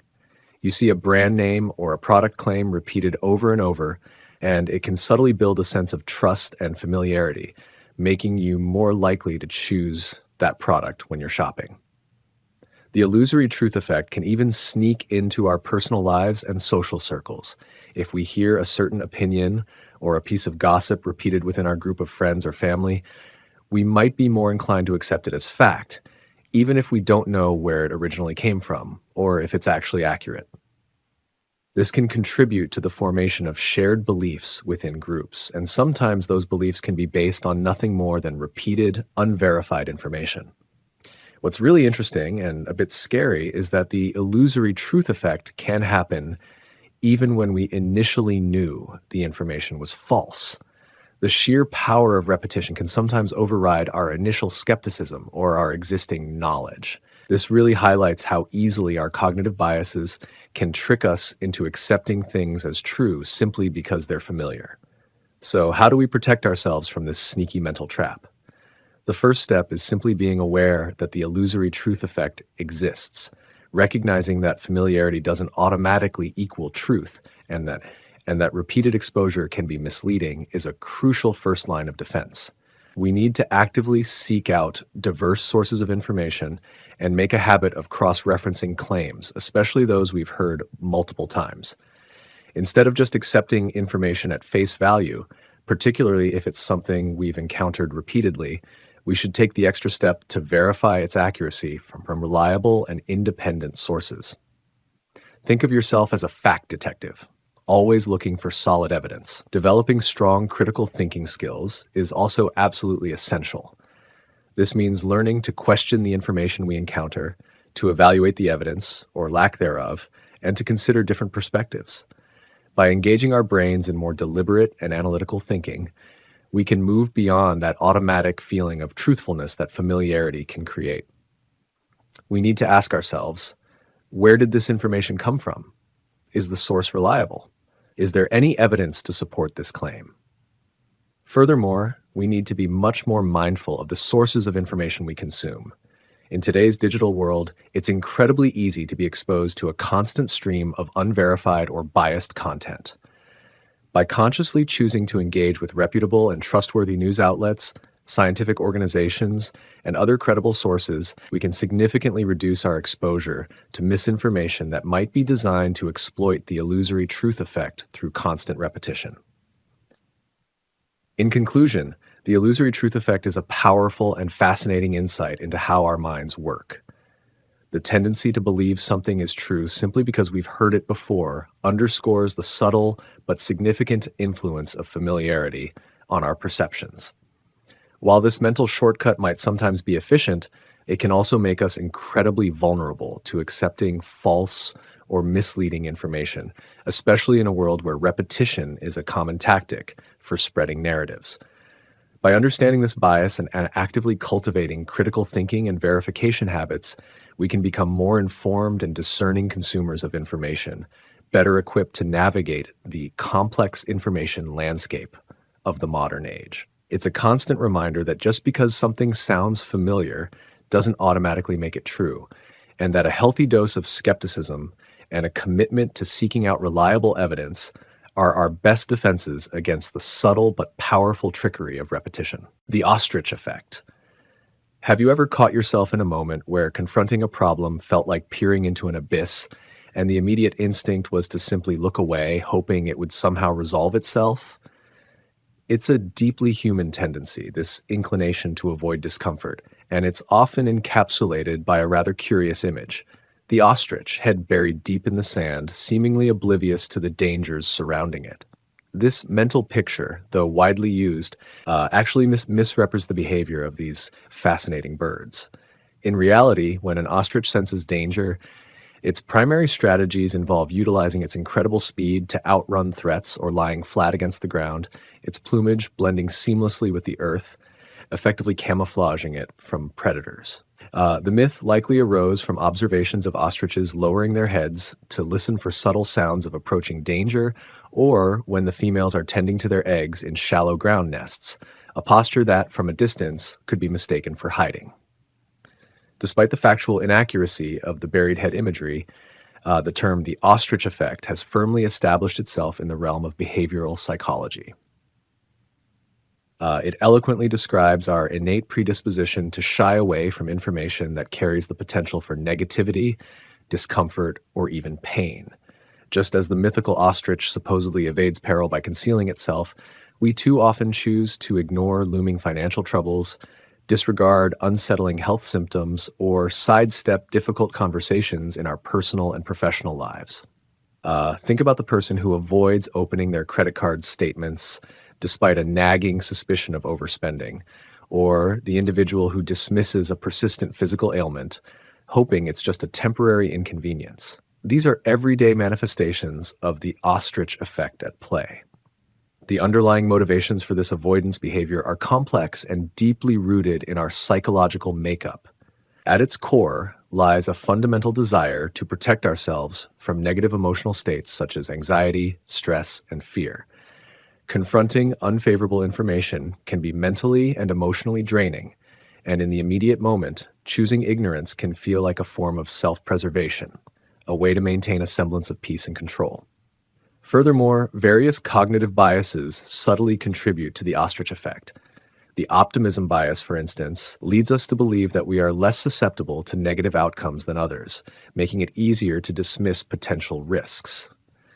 We might subconsciously think, that won't happen to me, and therefore feel less compelled to seek out or acknowledge potentially troubling information. However, while the ostrich effect might offer a temporary reprieve from unpleasantness, its long-term consequences can be significantly damaging. Ignoring financial woes can lead to a snowballing of debt, ultimately culminating in a far more severe crisis than if the issues had been addressed early on. Procrastinating on medical checkups can allow initially treatable conditions to progress to more serious and challenging stages. Avoiding crucial but difficult conversations in relationships can breed resentment, misunderstanding, and ultimately jeopardize the very foundation of those connections. In essence, by metaphorically burying our heads in the sand, we are not making the problems disappear. Rather, we are often allowing them to fester and grow into much larger, more intractable challenges. The advent of the digital age has introduced a fascinating duality in relation to the ostrich effect. On one hand, we now have unprecedented access to a vast ocean of information on virtually any subject imaginable. This accessibility theoretically empowers us to be more informed and proactive. On the other hand, the sheer volume of data can be overwhelming, leading to information overload and a tendency to selectively consume content. The algorithms that power our social media feeds and news aggregators often contribute to this selective exposure, creating personalized information bubbles where we are primarily exposed to viewpoints and information that align with our existing beliefs, while dissenting or challenging perspectives are filtered out. This can inadvertently reinforce the ostrich effect as we become less likely to encounter and engage with information that might make us uncomfortable or challenge our current understanding. Overcoming the ostrich effect is not a passive process. It requires a conscious and deliberate effort to cultivate self-awareness and actively challenge our tendencies towards avoidance.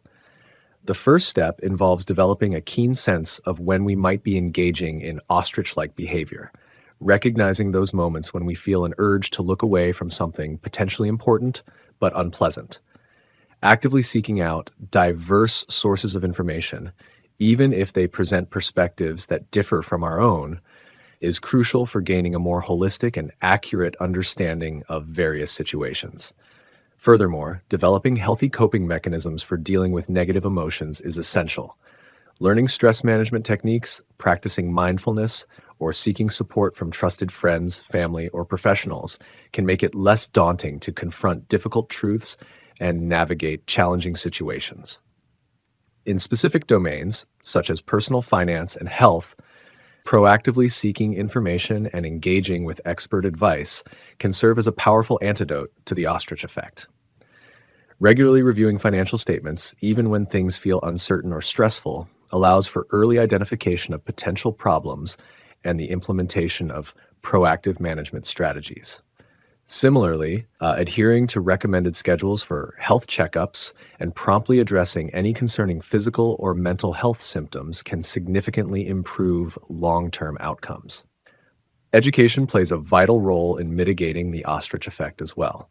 Understanding the potential pitfalls of avoidance and the benefits of proactive engagement can motivate individuals to adopt healthier information-seeking behaviors.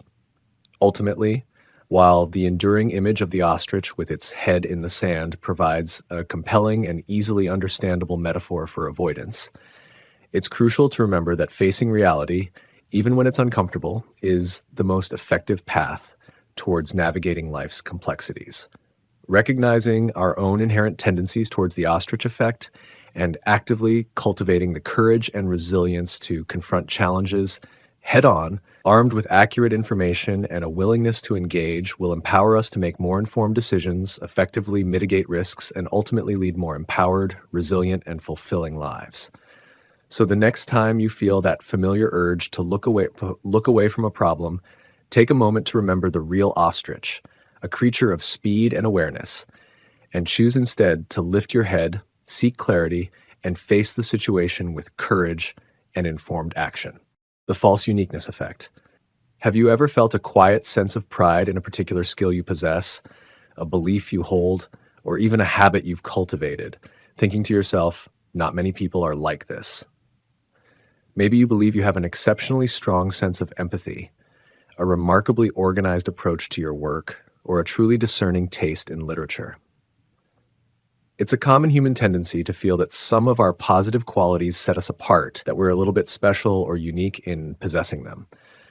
This inclination to perceive our desirable attributes and behaviors as less common than they truly are is a fascinating psychological phenomenon known as the false uniqueness effect.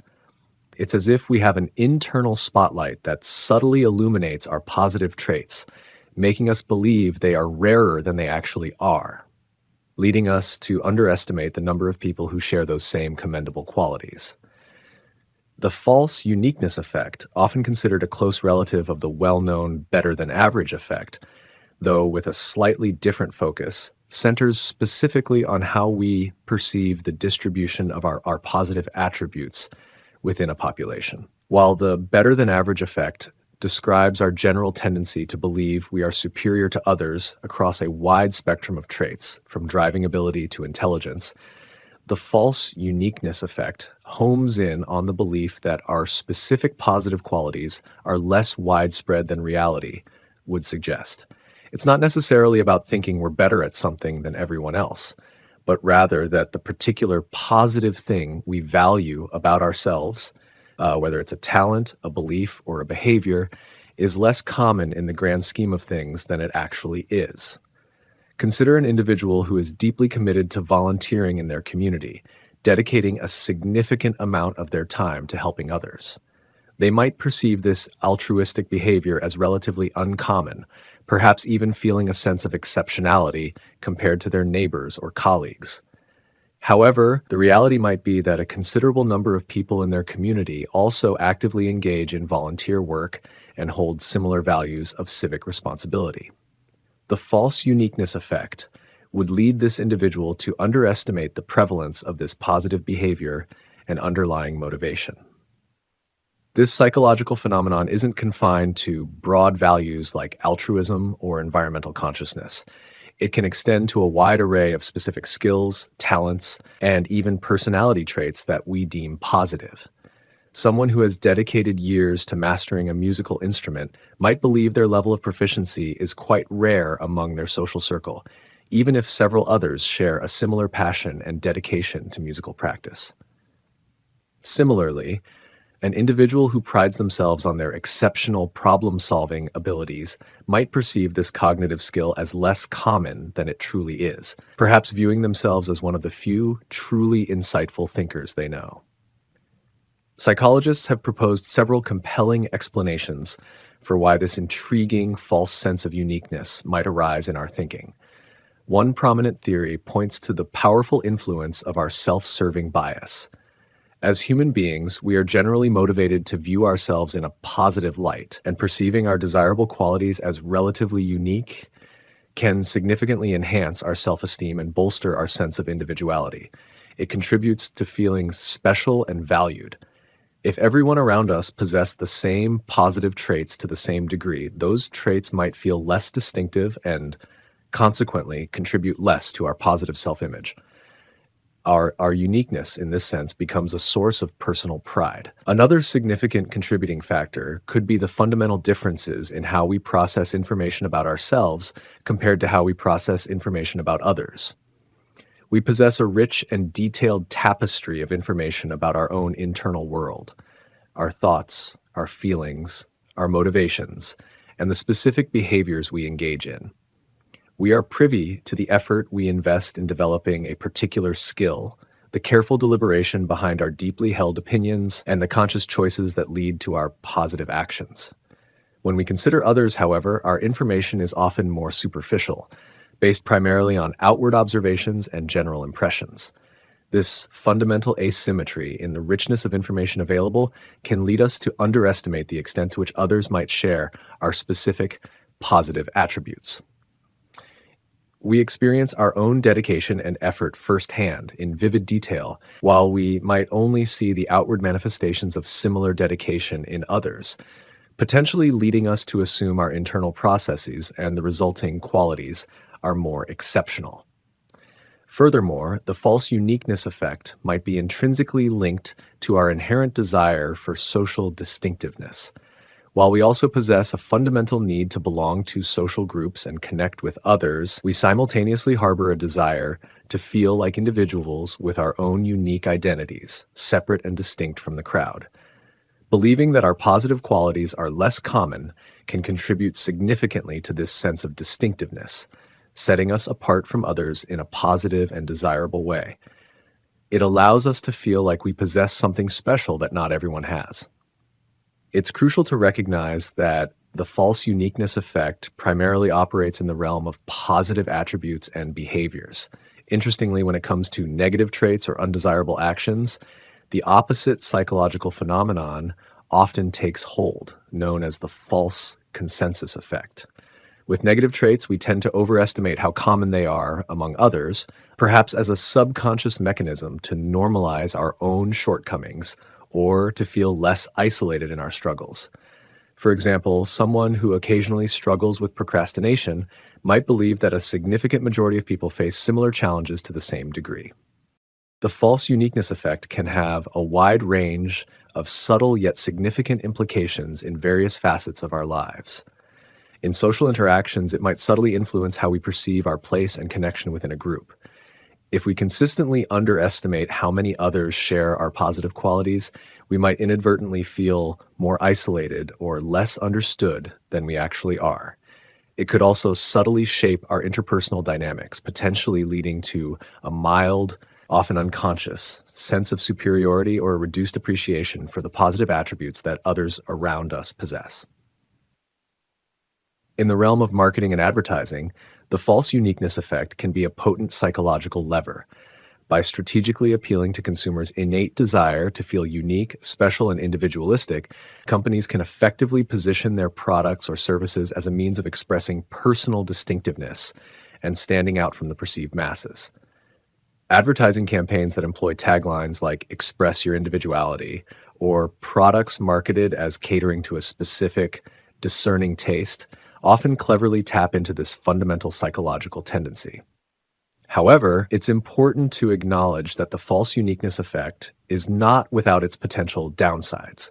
It might inadvertently hinder our ability to develop a truly accurate and objective assessment of our own strengths and weaknesses in relation to others. If we consistently believe our positive qualities are relatively rare, we might fail to recognize the immense value in collaborating with others who possess similar strengths, potentially missing out on valuable opportunities for mutual growth, shared learning, and collective success.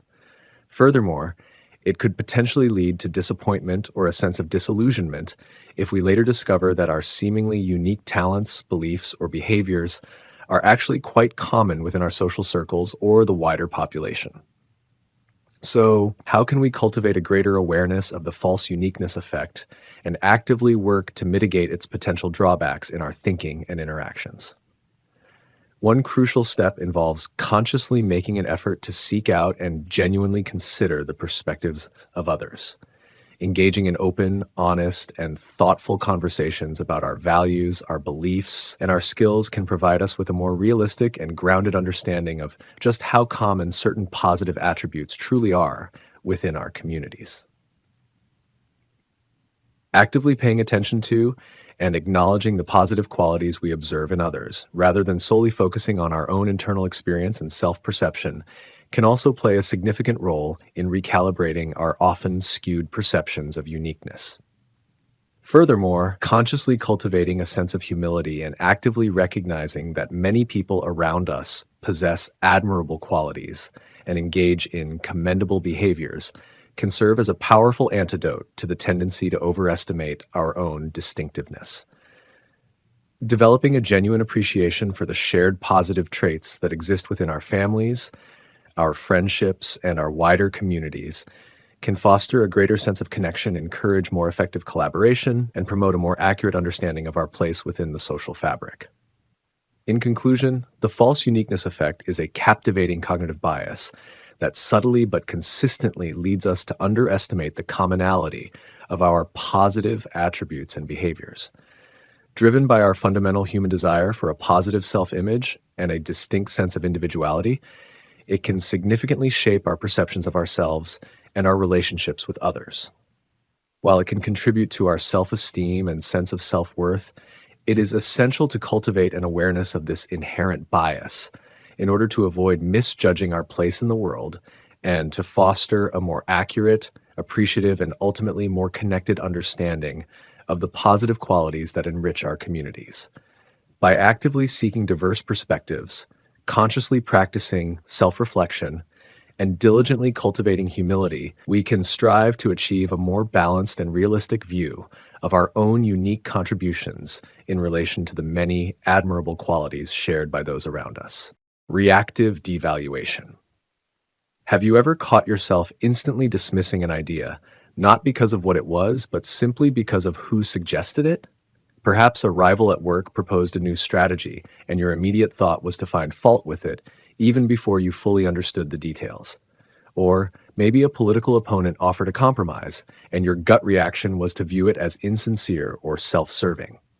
This common human tendency to devalue something simply because of its source, regardless of its actual worth, is a psychological phenomenon known as reactive devaluation.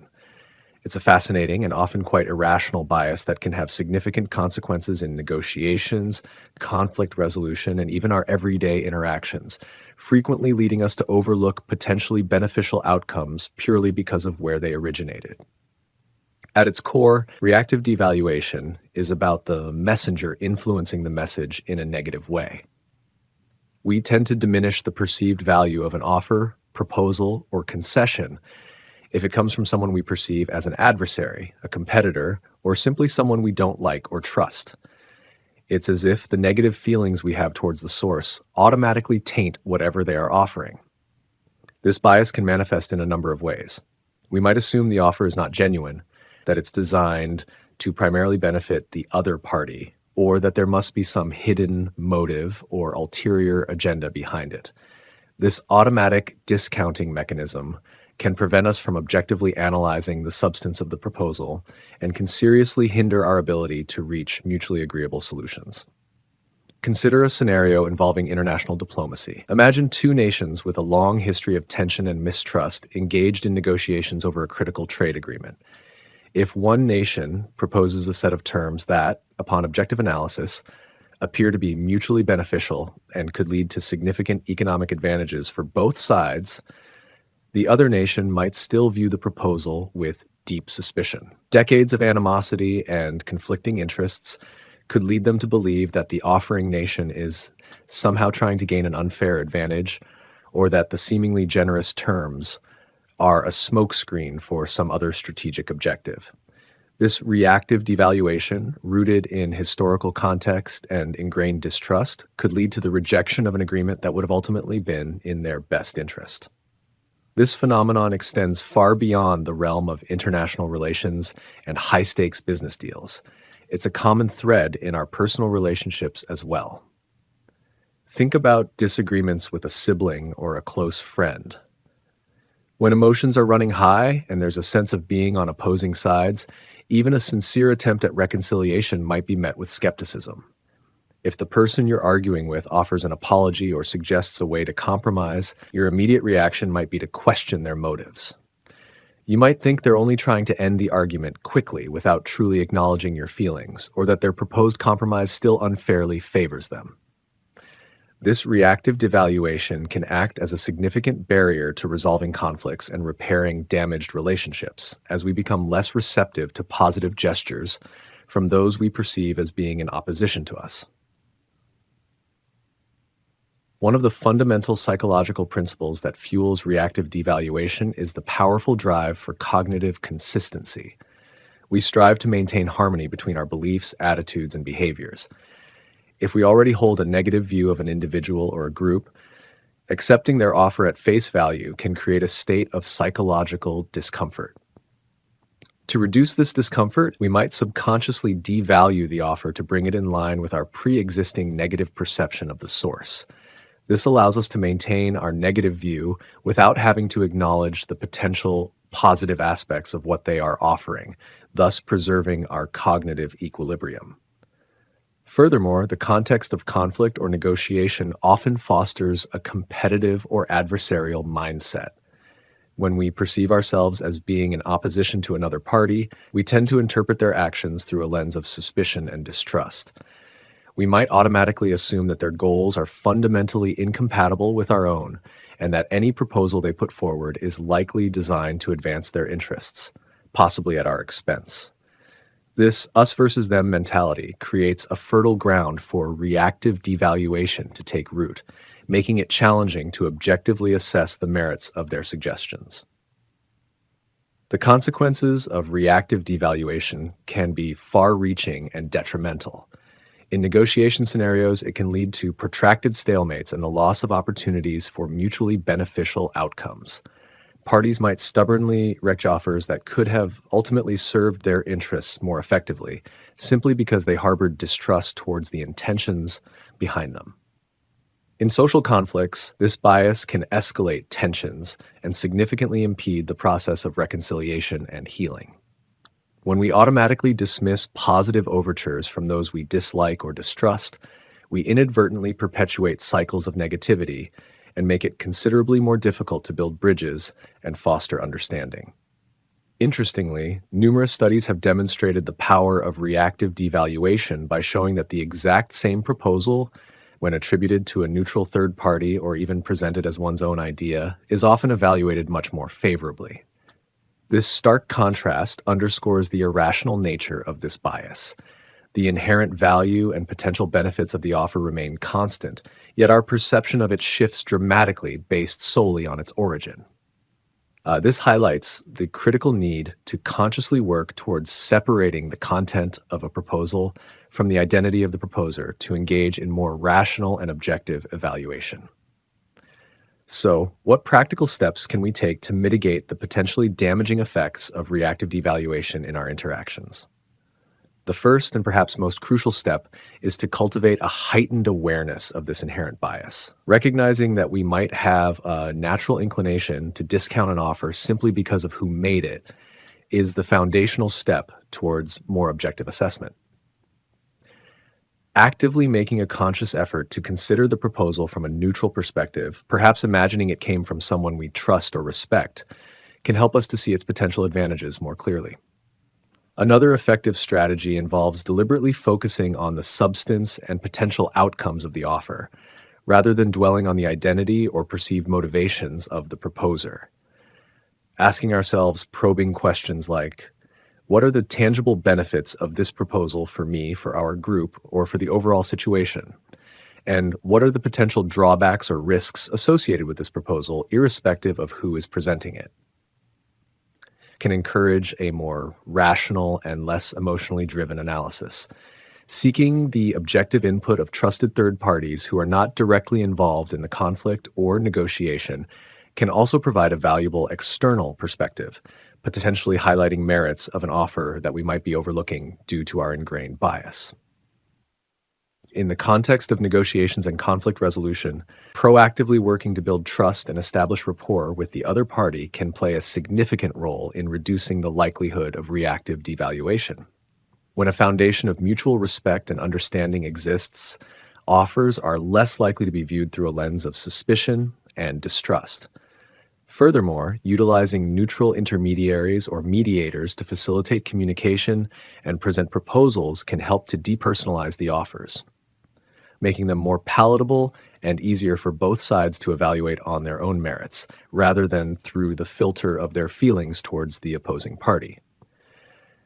Reactive devaluation serves as a potent reminder that our perceptions are often significantly influenced by factors that lie beyond the objective realities of a situation. Our pre-existing feelings and biases towards others can profoundly shape how we interpret their actions and evaluate their proposals. By developing a deeper understanding of this common psychological bias and actively employing strategies to counteract its effects, we can strive to make more rational decisions, foster more productive and mutually beneficial negotiations, and cultivate stronger, more positive relationships in both our personal and professional lives. Recognizing and accepting that valuable ideas and beneficial solutions can emerge from various sources, even from those we might initially distrust or dislike, is an essential step towards navigating the complexities of human interaction and achieving more positive and constructive outcomes. End of history illusion. Have you ever caught yourself thinking that you've pretty much become the person you're going to be? That the major chapters of change in your life are closed, and now it's just about living out the story you've already written? This feeling, this subtle yet persistent belief that our personal journey has reached its final form, and that the you of tomorrow will essentially be a slightly older version of the you of today, is what psychologists have termed the end of history illusion. It's a truly fascinating aspect of how our minds work, this consistent underestimation of how much we will continue to evolve as individuals. We readily acknowledge the significant transformations we've undergone in the past. We can look back at old photos and chuckle at our former selves, perhaps cringing at past hairstyles or outdated opinions. We easily recognize the journey we've taken to arrive at our current state. Yet, when we try to peer into the future, imagining ourselves in the years to come, we often envision a future us that remains remarkably consistent with who we are right now, especially when it comes to our fundamental values, our ingrained preferences, and even the core aspects of our personality. Now, it's not as if we completely lack the ability to imagine future changes.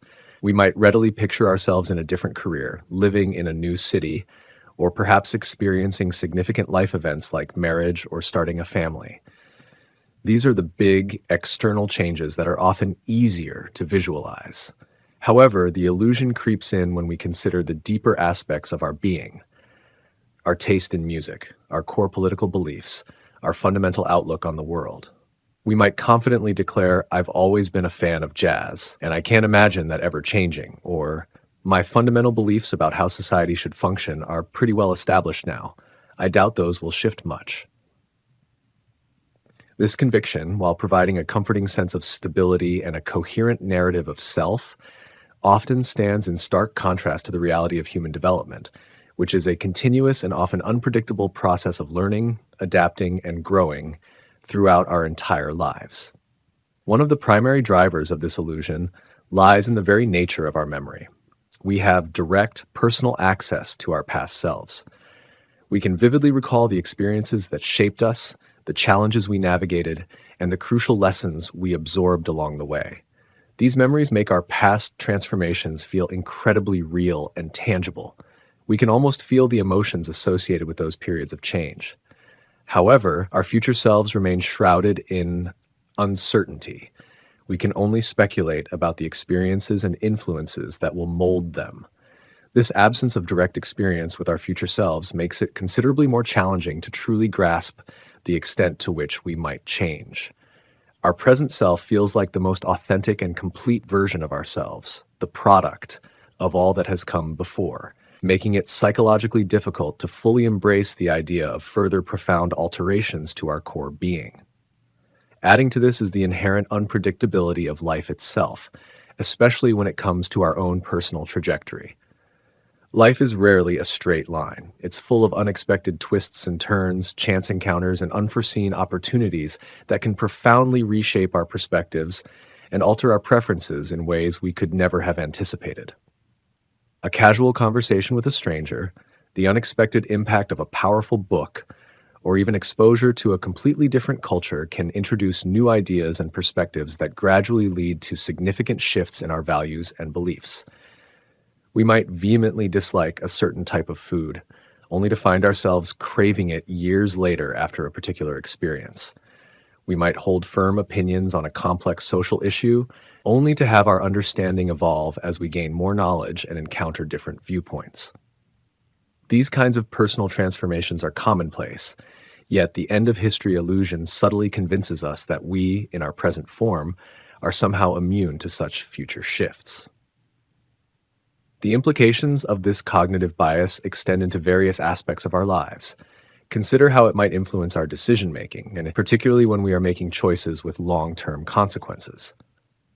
If we firmly believe that our future selves will essentially mirror our present selves in terms of desires and priorities, we might make choices today that we later come to regret. For example, someone deeply immersed in a demanding, high-energy career might find it difficult to imagine a future where they crave a slower pace and more personal time. Consequently, they might not adequately plan for a potential shift in their priorities, perhaps neglecting to save for an earlier retirement or failing to cultivate hobbies that would bring them joy in a less demanding phase of life. Similarly, our financial decisions can be significantly impacted. If we underestimate how much our needs and desires might evolve over time, we might not save or invest in ways that truly serve our future selves, potentially overlooking crucial long-term financial goals. Furthermore, the end of history illusion can subtly affect our interpersonal relationships. We might unconsciously assume that our partners, our friends, and our family members will remain the same individuals we know today, failing to fully appreciate that they too are on their own continuous journeys of personal growth and transformation. This lack of awareness can sometimes lead to misunderstandings and even conflict if we are not open to the idea that the perspectives and priorities of our loved ones might shift over time. Recognizing that both individuals within a relationship are constantly evolving is absolutely vital for fostering a healthy, dynamic, and long-lasting connection. It requires empathy, open communication, and a willingness to adapt to each other's ongoing development. Beyond our personal lives and relationships, this illusion can also subtly hinder our openness to new experiences and personal growth. If we are convinced that our current tastes and preferences are firmly established, we might be less inclined to venture outside of our familiar routines or explorable opportunities. We might dismiss a new genre of music without giving it a fair chance, avoid trying a different type of cuisine because it doesn't align with our current palate, or overlook a potentially enriching hobby simply because it doesn't resonate with our present sense of self. By underestimating the potential for our future selves to find joy and fulfillment in these new experiences, we might inadvertently be limiting our personal development and missing out on opportunities for greater happiness and a more well-rounded life. Interestingly, research in psychology has consistently shown that the end of history illusion appears to be more pronounced in younger adults compared to older adults. Individuals who have already lived through several decades and witnessed significant personal changes in themselves and others seem to possess a greater intuitive understanding of the fluid nature of identity over time. They are more likely to acknowledge that their future selves will likely hold different perspectives and priorities compared to their present selves. This observation strongly suggests that lived experience plays a crucial role in mitigating this cognitive bias. As we accumulate more life experiences, navigate various transitions, and witness firsthand the remarkable capacity for human change, we become more attuned to the ongoing nature of personal development and less susceptible to the illusion of a fixed future self. However, overcoming the end of history illusion isn't about becoming completely unmoored from our present sense of self or constantly questioning every aspect of our identity. Instead, it's about cultivating a heightened awareness of the potential for future change and fostering a persistent sense of curiosity and openness towards new experiences and evolving perspectives. It involves consciously recognizing that personal growth is a continuous, lifelong journey, and that our future selves, while intrinsically linked to who we are today, will undoubtedly be shaped by experiences and influences that we cannot currently foresee. One effective way to counteract this inherent bias is to actively and intentionally reflect on the significant transformations we have already navigated throughout our lives. By consciously acknowledging the pivotal moments and gradual shifts that have shaped who we are today, we can become more receptive to the idea that further changes are not only possible, but also highly probable. Engaging in practices such as regular journaling, revisiting old photographs and cherished mementos, and engaging in reflective conversations with loved ones about shared past experiences can help to make these past transformations more vivid and salient, thereby reminding us of our inherent capacity for growth and adaptation. Another valuable strategy involves consciously cultivating a mindset of curiosity and actively seeking out novel experiences. By deliberately venturing into unfamiliar situations, engaging with individuals holding diverse perspectives, and trying new activities, we can challenge our preconceived notions about our fixed preferences and broaden our horizons in unexpected ways. Embracing the unknown and intentionally stepping outside of our comfort zones not only creates opportunities for personal enrichment, but also makes it more likely that our future selves will be shaped by a richer and more diverse range of experiences, potentially leading to unforeseen shifts in our tastes and values. Furthermore, it is immensely beneficial to approach future-oriented thinking with a greater sense of humility and intellectual open-mindedness. Instead of rigidly projecting our present selves onto our future, we can consciously try to imagine a wider spectrum of possibilities for who we might become. This involves acknowledging that our current values, beliefs, and preferences are not necessarily immutable, and that they can indeed evolve in response to future experiences and learning. By adopting a more flexible and exploratory approach to envisioning our future selves, we can effectively mitigate the grip of the end of history illusion and make more thoughtful and informed decisions that are truly aligned with our long-term well-being and evolving aspirations. In conclusion, the end of history illusion is a pervasive and often subtle cognitive bias that leads us to significantly underestimate the profound extent to which our future selves will continue to change and evolve. While the transformations of our past are readily apparent in our memories, we tend to operate under the assumption that our present selves represent a relatively stable and unchanging endpoint. This illusion stems from the inherent workings of our memory and the fundamental difficulty in accurately predicting the future, especially when it comes to our own personal development. Recognizing the existence and potential influence of this bias is a crucial step, as it can impact our decision-making processes, shape the dynamics of our relationships, and even limit our openness to new experiences and personal growth. By consciously reflecting on our past growth, actively cultivating curiosity and seeking out new experiences, and adopting a more flexible and open-minded approach to envisioning our future selves, we can effectively mitigate the end-of-history illusion and embrace the continuous and often surprising journey of personal evolution. Ultimately, embracing the profound idea that we are all perpetually in a state of becoming, rather than existing as a finished product, can lead to a more adaptable, fulfilling, and ultimately richer life experience. Recency bias. Ever notice how the things that just happened tend to stick in your mind more vividly? Like trying to remember a shopping list someone rattled off. You're probably going to recall the last few items much more easily than the ones they mentioned at the beginning. This natural inclination to give more weight and importance to the most recent information when we're forming opinions, making decisions, or even just trying to remember things is what psychologists call recency bias. It's a common mental shortcut our brains use to process the constant flood of information we encounter every day. In many ways, it's an efficient system, allowing us to react quickly to new developments. However, this very efficiency can sometimes lead us down the wrong path, causing us to make judgments based on what's freshest in our minds. It's potentially overlooking valuable information from the past or the broader context of a situation. Think about how recency bias might subtly influence your perceptions in various aspects of life.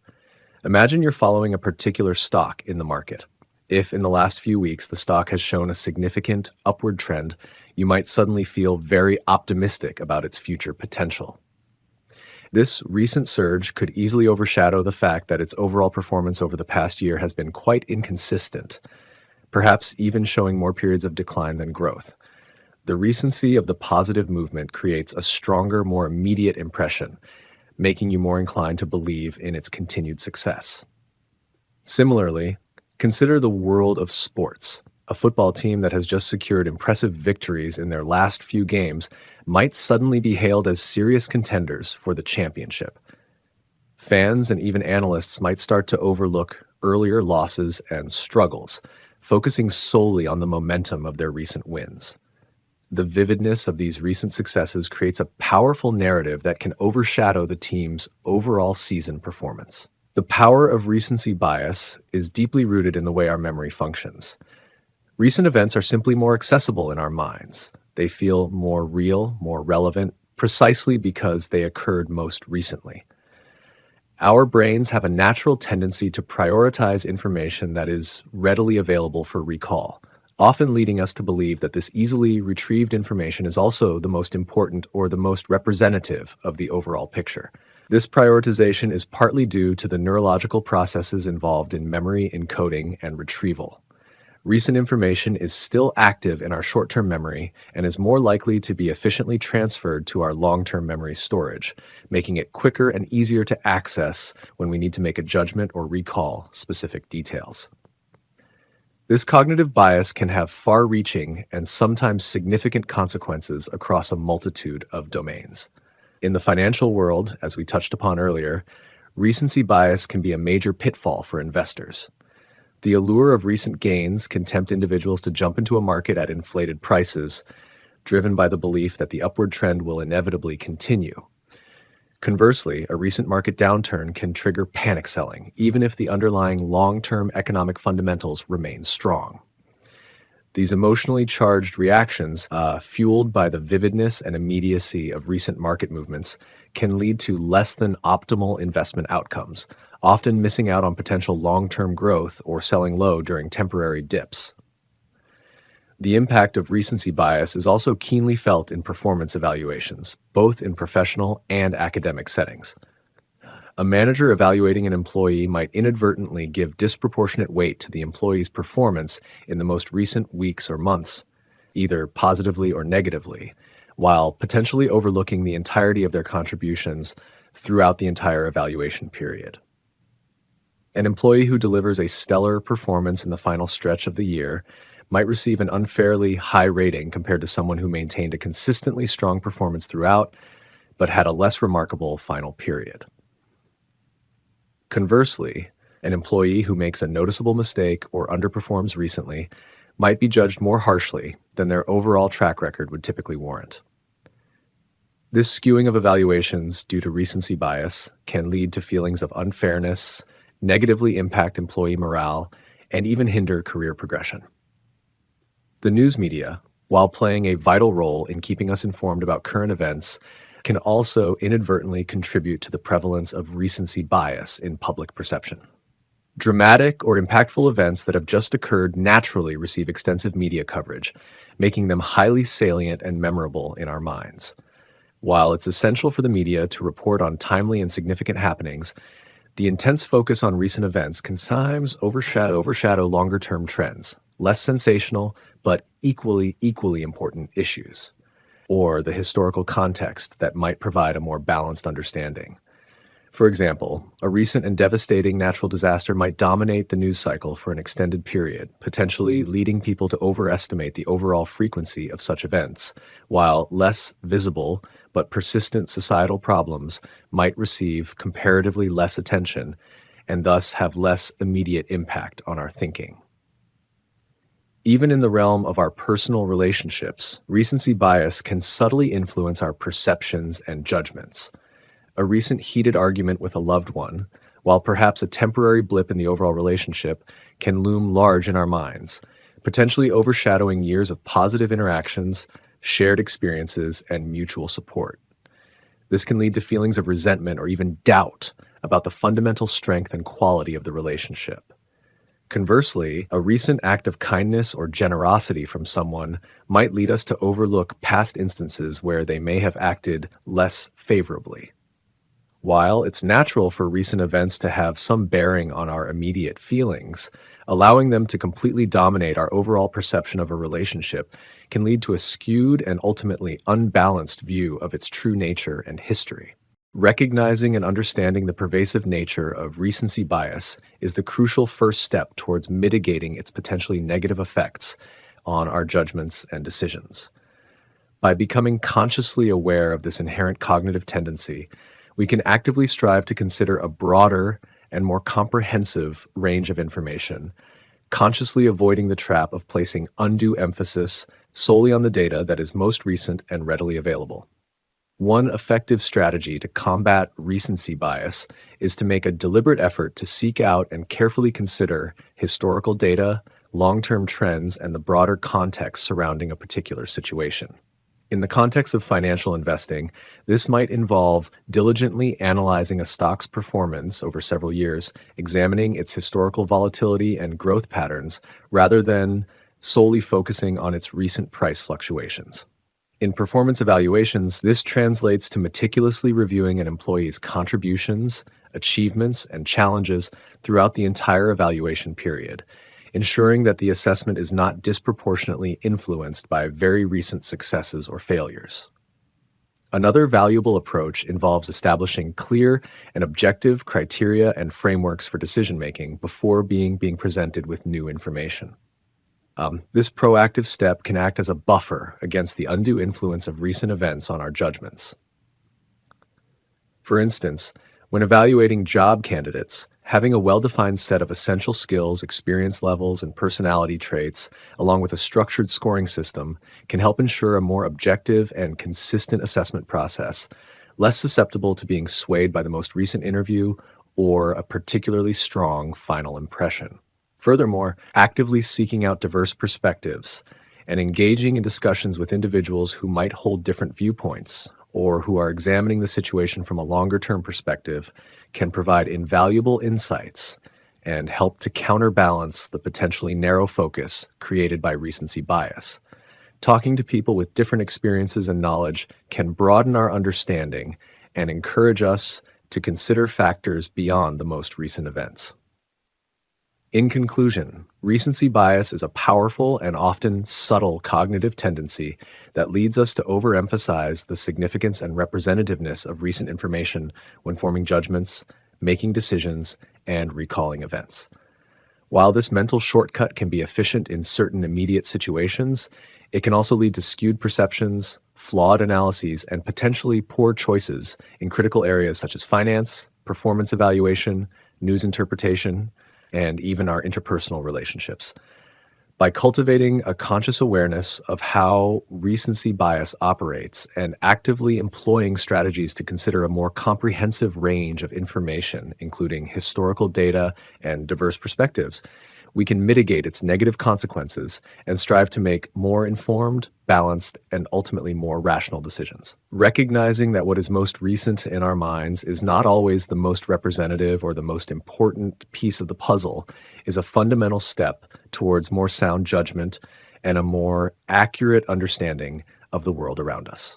Belief bias. Have you ever found yourself instantly agreeing with something simply because it felt right? Or perhaps immediately dismissing an idea because it clashed with your gut feeling? It's a common human experience, this tendency to let our pre-existing beliefs color how we evaluate new information and arguments. This subtle yet powerful inclination, where we judge the strength of an argument based on whether we already believe its conclusion to be true, is known as belief bias. It's a fascinating and sometimes frustrating aspect of our cognitive machinery, significantly influencing how we reason, make decisions, and navigate the complex world of information around us. It acts as a mental filter, often unconsciously prioritizing our deeply held convictions over a dispassionate assessment of logic and evidence. At its core, belief bias operates by creating a shortcut in our evaluation process. Instead of meticulously dissecting the premises and the logical links within an argument, we tend to take a cognitive detour, asking ourselves, does this sound right to me? If the conclusion aligns with our existing beliefs, we're more likely to give the argument a mental thumbs up, perhaps overlooking potential flaws in its reasoning. Conversely, if the conclusion jars with what we believe, we might instinctively raise our defenses, scrutinizing the argument more harshly and readily identifying perceived weaknesses, even if the underlying logic is sound. This bias essentially puts the cart before the horse, letting the perceived truth of the conclusion dictate our assessment of how well it's supported. The origins of belief bias are likely rooted in our brain's relentless pursuit of efficiency. Logical reasoning, while crucial for accurate understanding, can be a mentally taxing endeavor. Our brains, ever the energy conservers, often rely on cognitive heuristics, mental rules of thumb, to make swift judgments and navigate the constant influx of information. Belief bias can be viewed as one such heuristic, a quick and dirty way to assess the validity of an argument. It's simply easier to nod along with something that resonates with our current understanding and to push back against something that feels intuitively wrong, rather than engaging in the more demanding task of objective analysis. Furthermore, our beliefs often form a fundamental part of our identity, shaping our worldview and our sense of belonging. To have these beliefs challenged can feel deeply unsettling, even a bit like a personal attack. As a result, we might be subconsciously motivated to embrace arguments that reinforce our existing beliefs and to reject those that threaten them as a psychological defense mechanism to maintain our cognitive equilibrium and protect our sense of self. This emotional investment in our beliefs can significantly amplify the sway of belief bias over our rational faculties. The ramifications of belief bias are far-reaching, impacting numerous facets of our lives and society. Within the legal system, for example, the pre-existing beliefs of jurors about the accused, the victim, or the nature of the crime itself can subtly skew their interpretation of the presented evidence and legal arguments.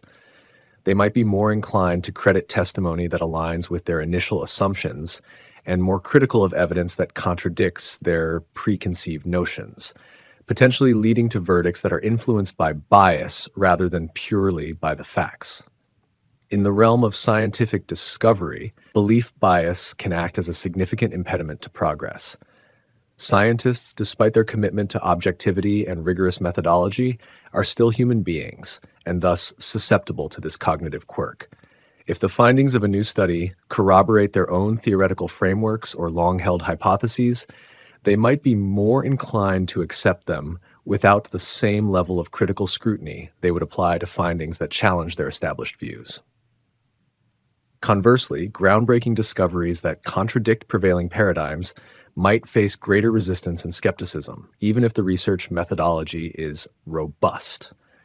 This can inadvertently slow down the acceptance and integration of novel ideas within the scientific community.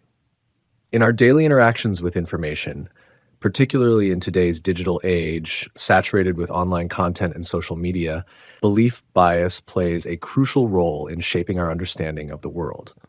We often gravitate towards and readily believe information sources that echo our existing beliefs, while simultaneously dismissing or actively avoiding those that present dissenting perspectives.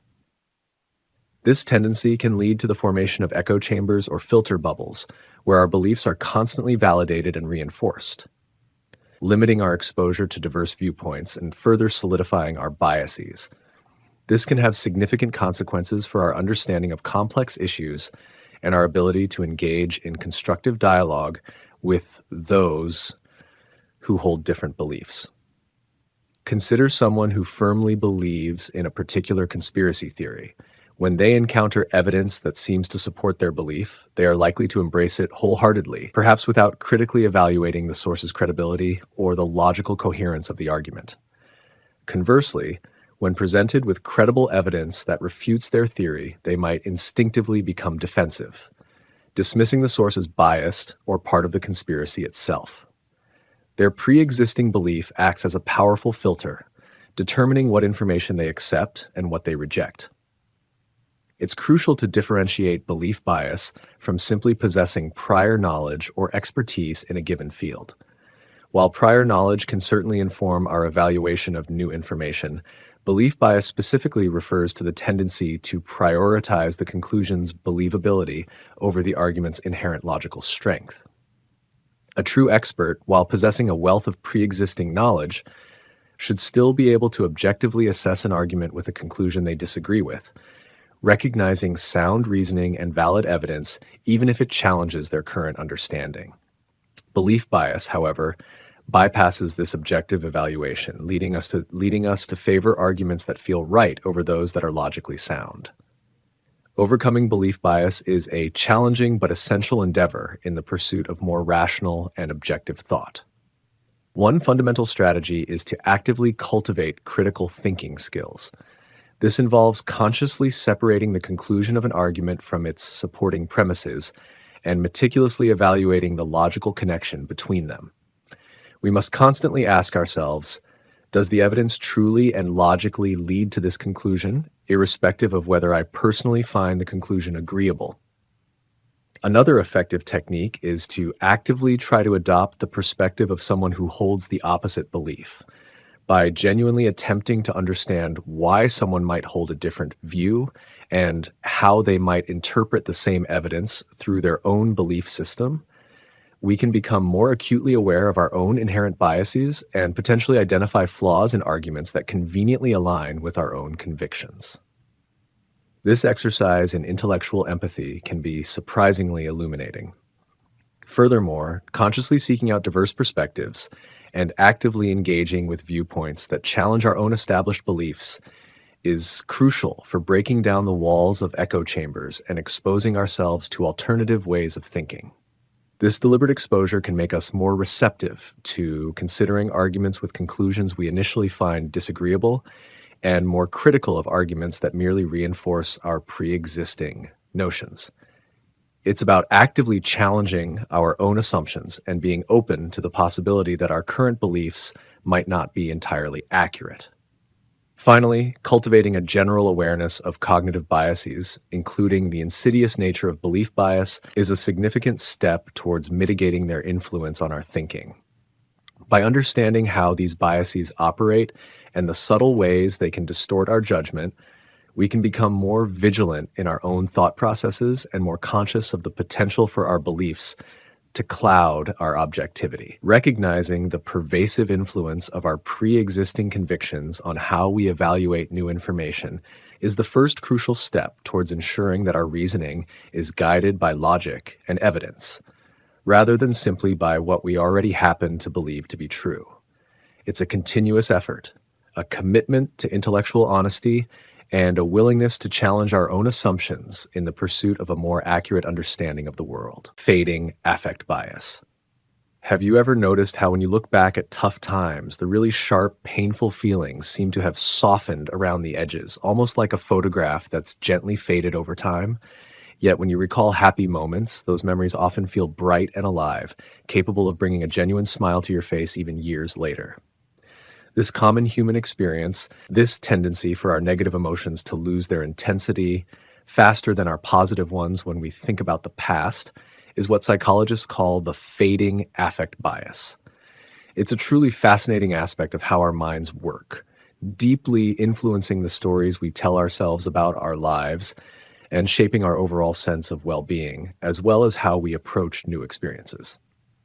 Consider a period in your life that was particularly challenging. Maybe it was a demanding job that left you constantly stressed, the heartache of a significant relationship ending, or a time when you faced considerable personal obstacles.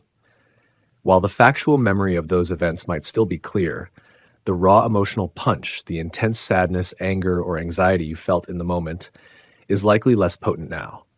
The sharp edges have blurred, the intensity has diminished. Now, think about a truly joyful memory.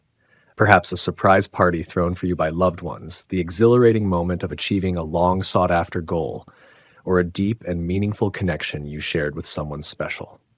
When you bring these moments to mind, the positive emotions, the joy, the excitement, the warmth, often feel remarkably present, almost as if you're reliving them in that moment.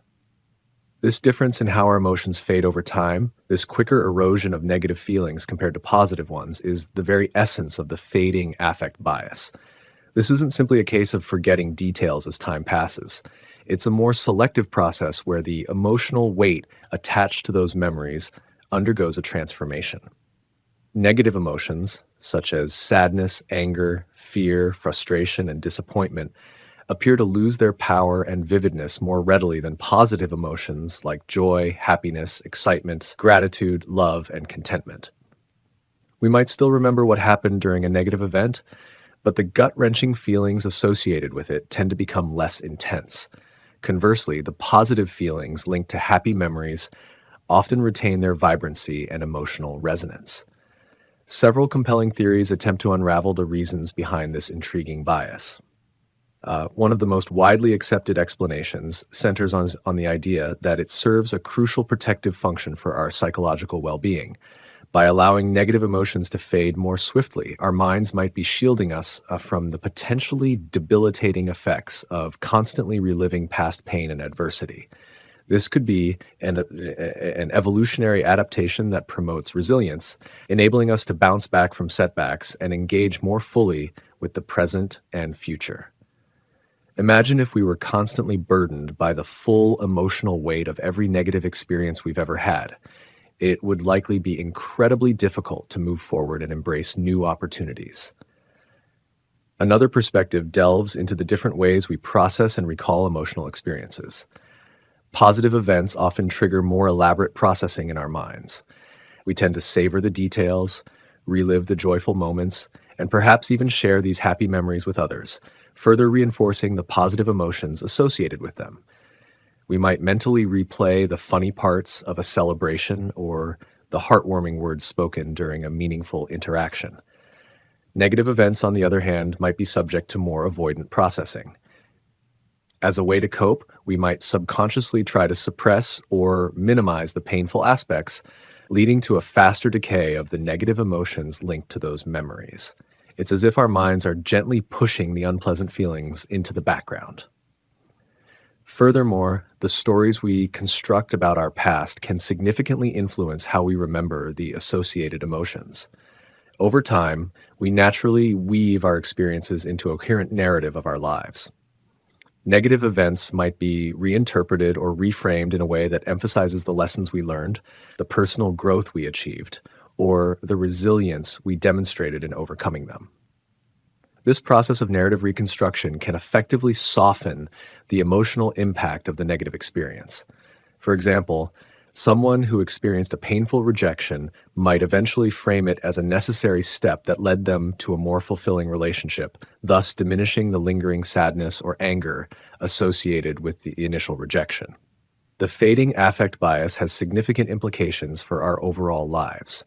In terms of our personal well-being, it likely contributes to a generally more positive outlook. By remembering the good times more vividly and the bad times with less emotional pain, we may develop a more optimistic view of our personal history and our prospects for the future. This positive framing can foster greater resilience in the face of new challenges and encourage us to take risks and pursue our goals.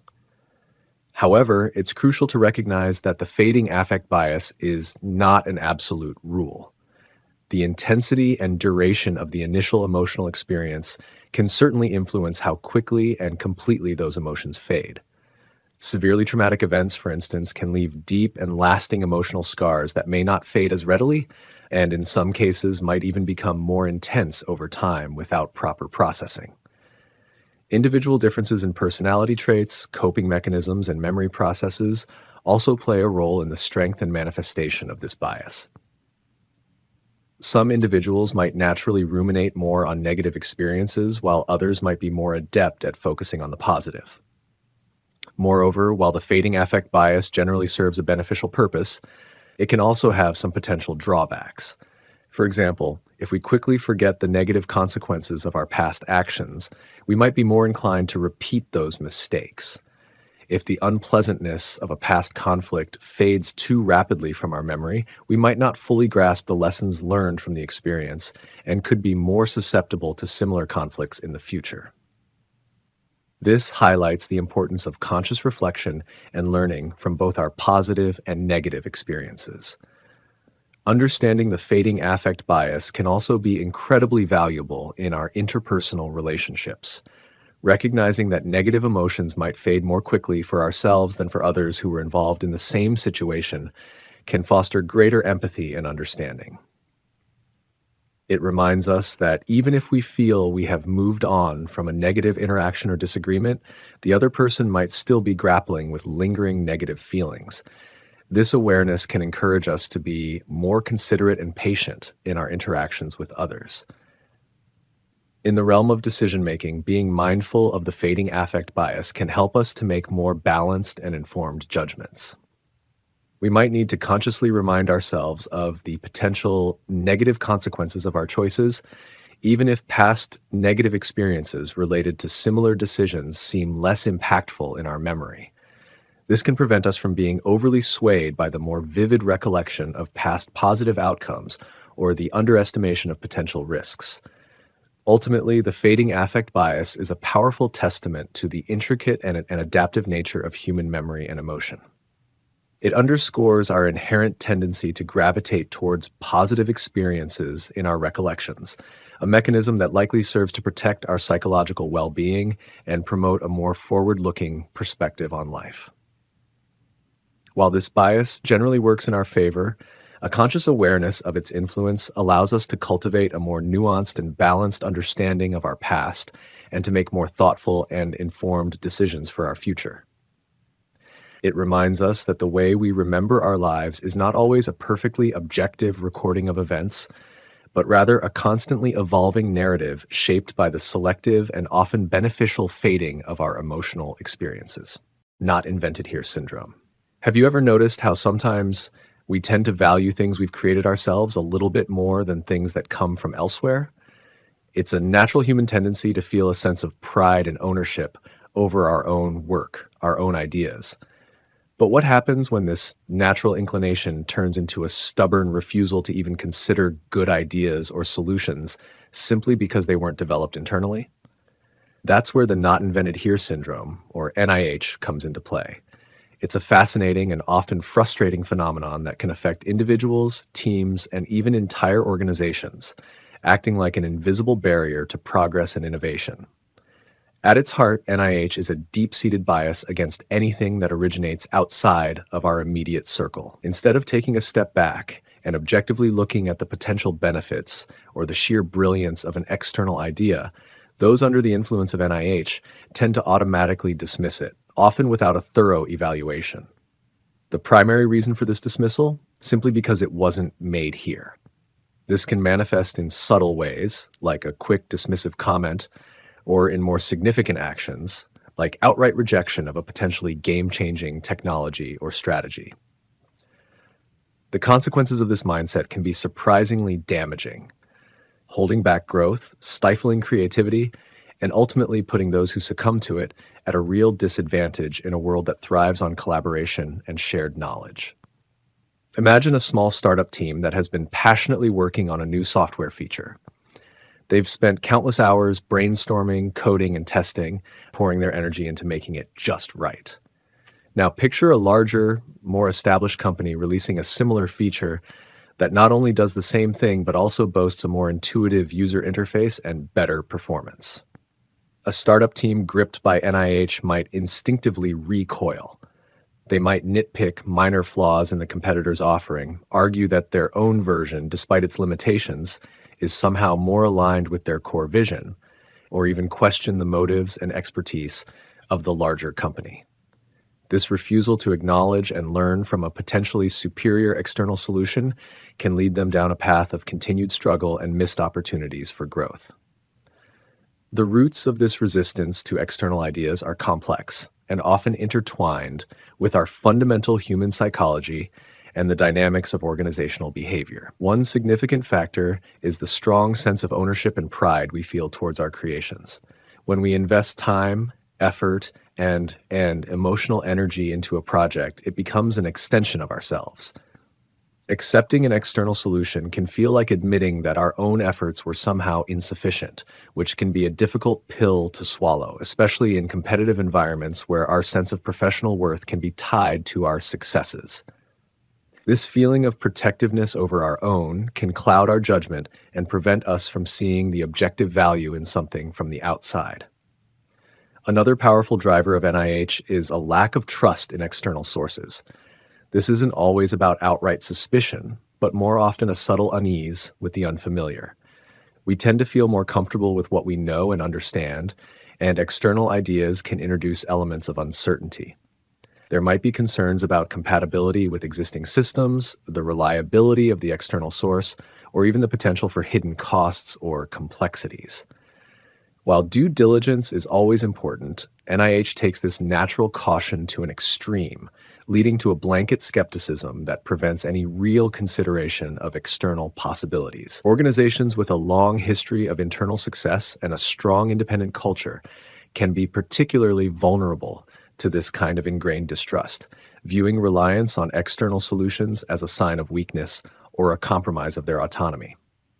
Furthermore, the fear of change plays a significant role in fueling NIH. Adopting an external innovation often means stepping outside of our comfort zones. It might require learning new skills, adapting existing processes, or even fundamentally rethinking the way things are done. This can be perceived as disruptive and challenging, leading to resistance even when the potential long-term benefits are clear. The perceived effort and the inherent uncertainty associated with integrating something new from the outside can feel overwhelming, making the familiar, even if less effective, seem like the safer and easier option. The consequences of allowing the not invented here syndrome to take hold can be significant and can severely hinder an organization's ability to thrive and adapt. One of the most obvious and wasteful outcomes is the sheer duplication of effort. When teams or companies stubbornly refuse to consider or adopt readily available external solutions, they inevitably end up spending valuable time, energy, and resources trying to reinvent something that already exists, often with less success. This not only represents a direct waste of resources, but also significantly slows down the pace of progress and innovation. In today's rapidly evolving world, where speed and agility are crucial for staying competitive, this kind of inefficiency can be a death knell. Beyond the wasted resources, NIH acts as a powerful barrier to genuine innovation. By limiting the scope of ideas and perspectives to those generated internally, organizations risk becoming increasingly insular and blind to groundbreaking advancements happening elsewhere. External collaborations and the willingness to adopt external innovations are vital for injecting fresh perspectives, novel approaches, and diverse skill sets into an organization. These external influences can spark new ideas, challenge existing assumptions, and ultimately lead to more creative and effective solutions. A closed-off approach, driven by NIH, creates an echo chamber that stifles creativity and makes it difficult to adapt to changing market demands and emerging technologies. The impact of NIH extends beyond just the tangible aspects of productivity and innovation. It can also significantly damage team morale and hinder the development of a collaborative environment.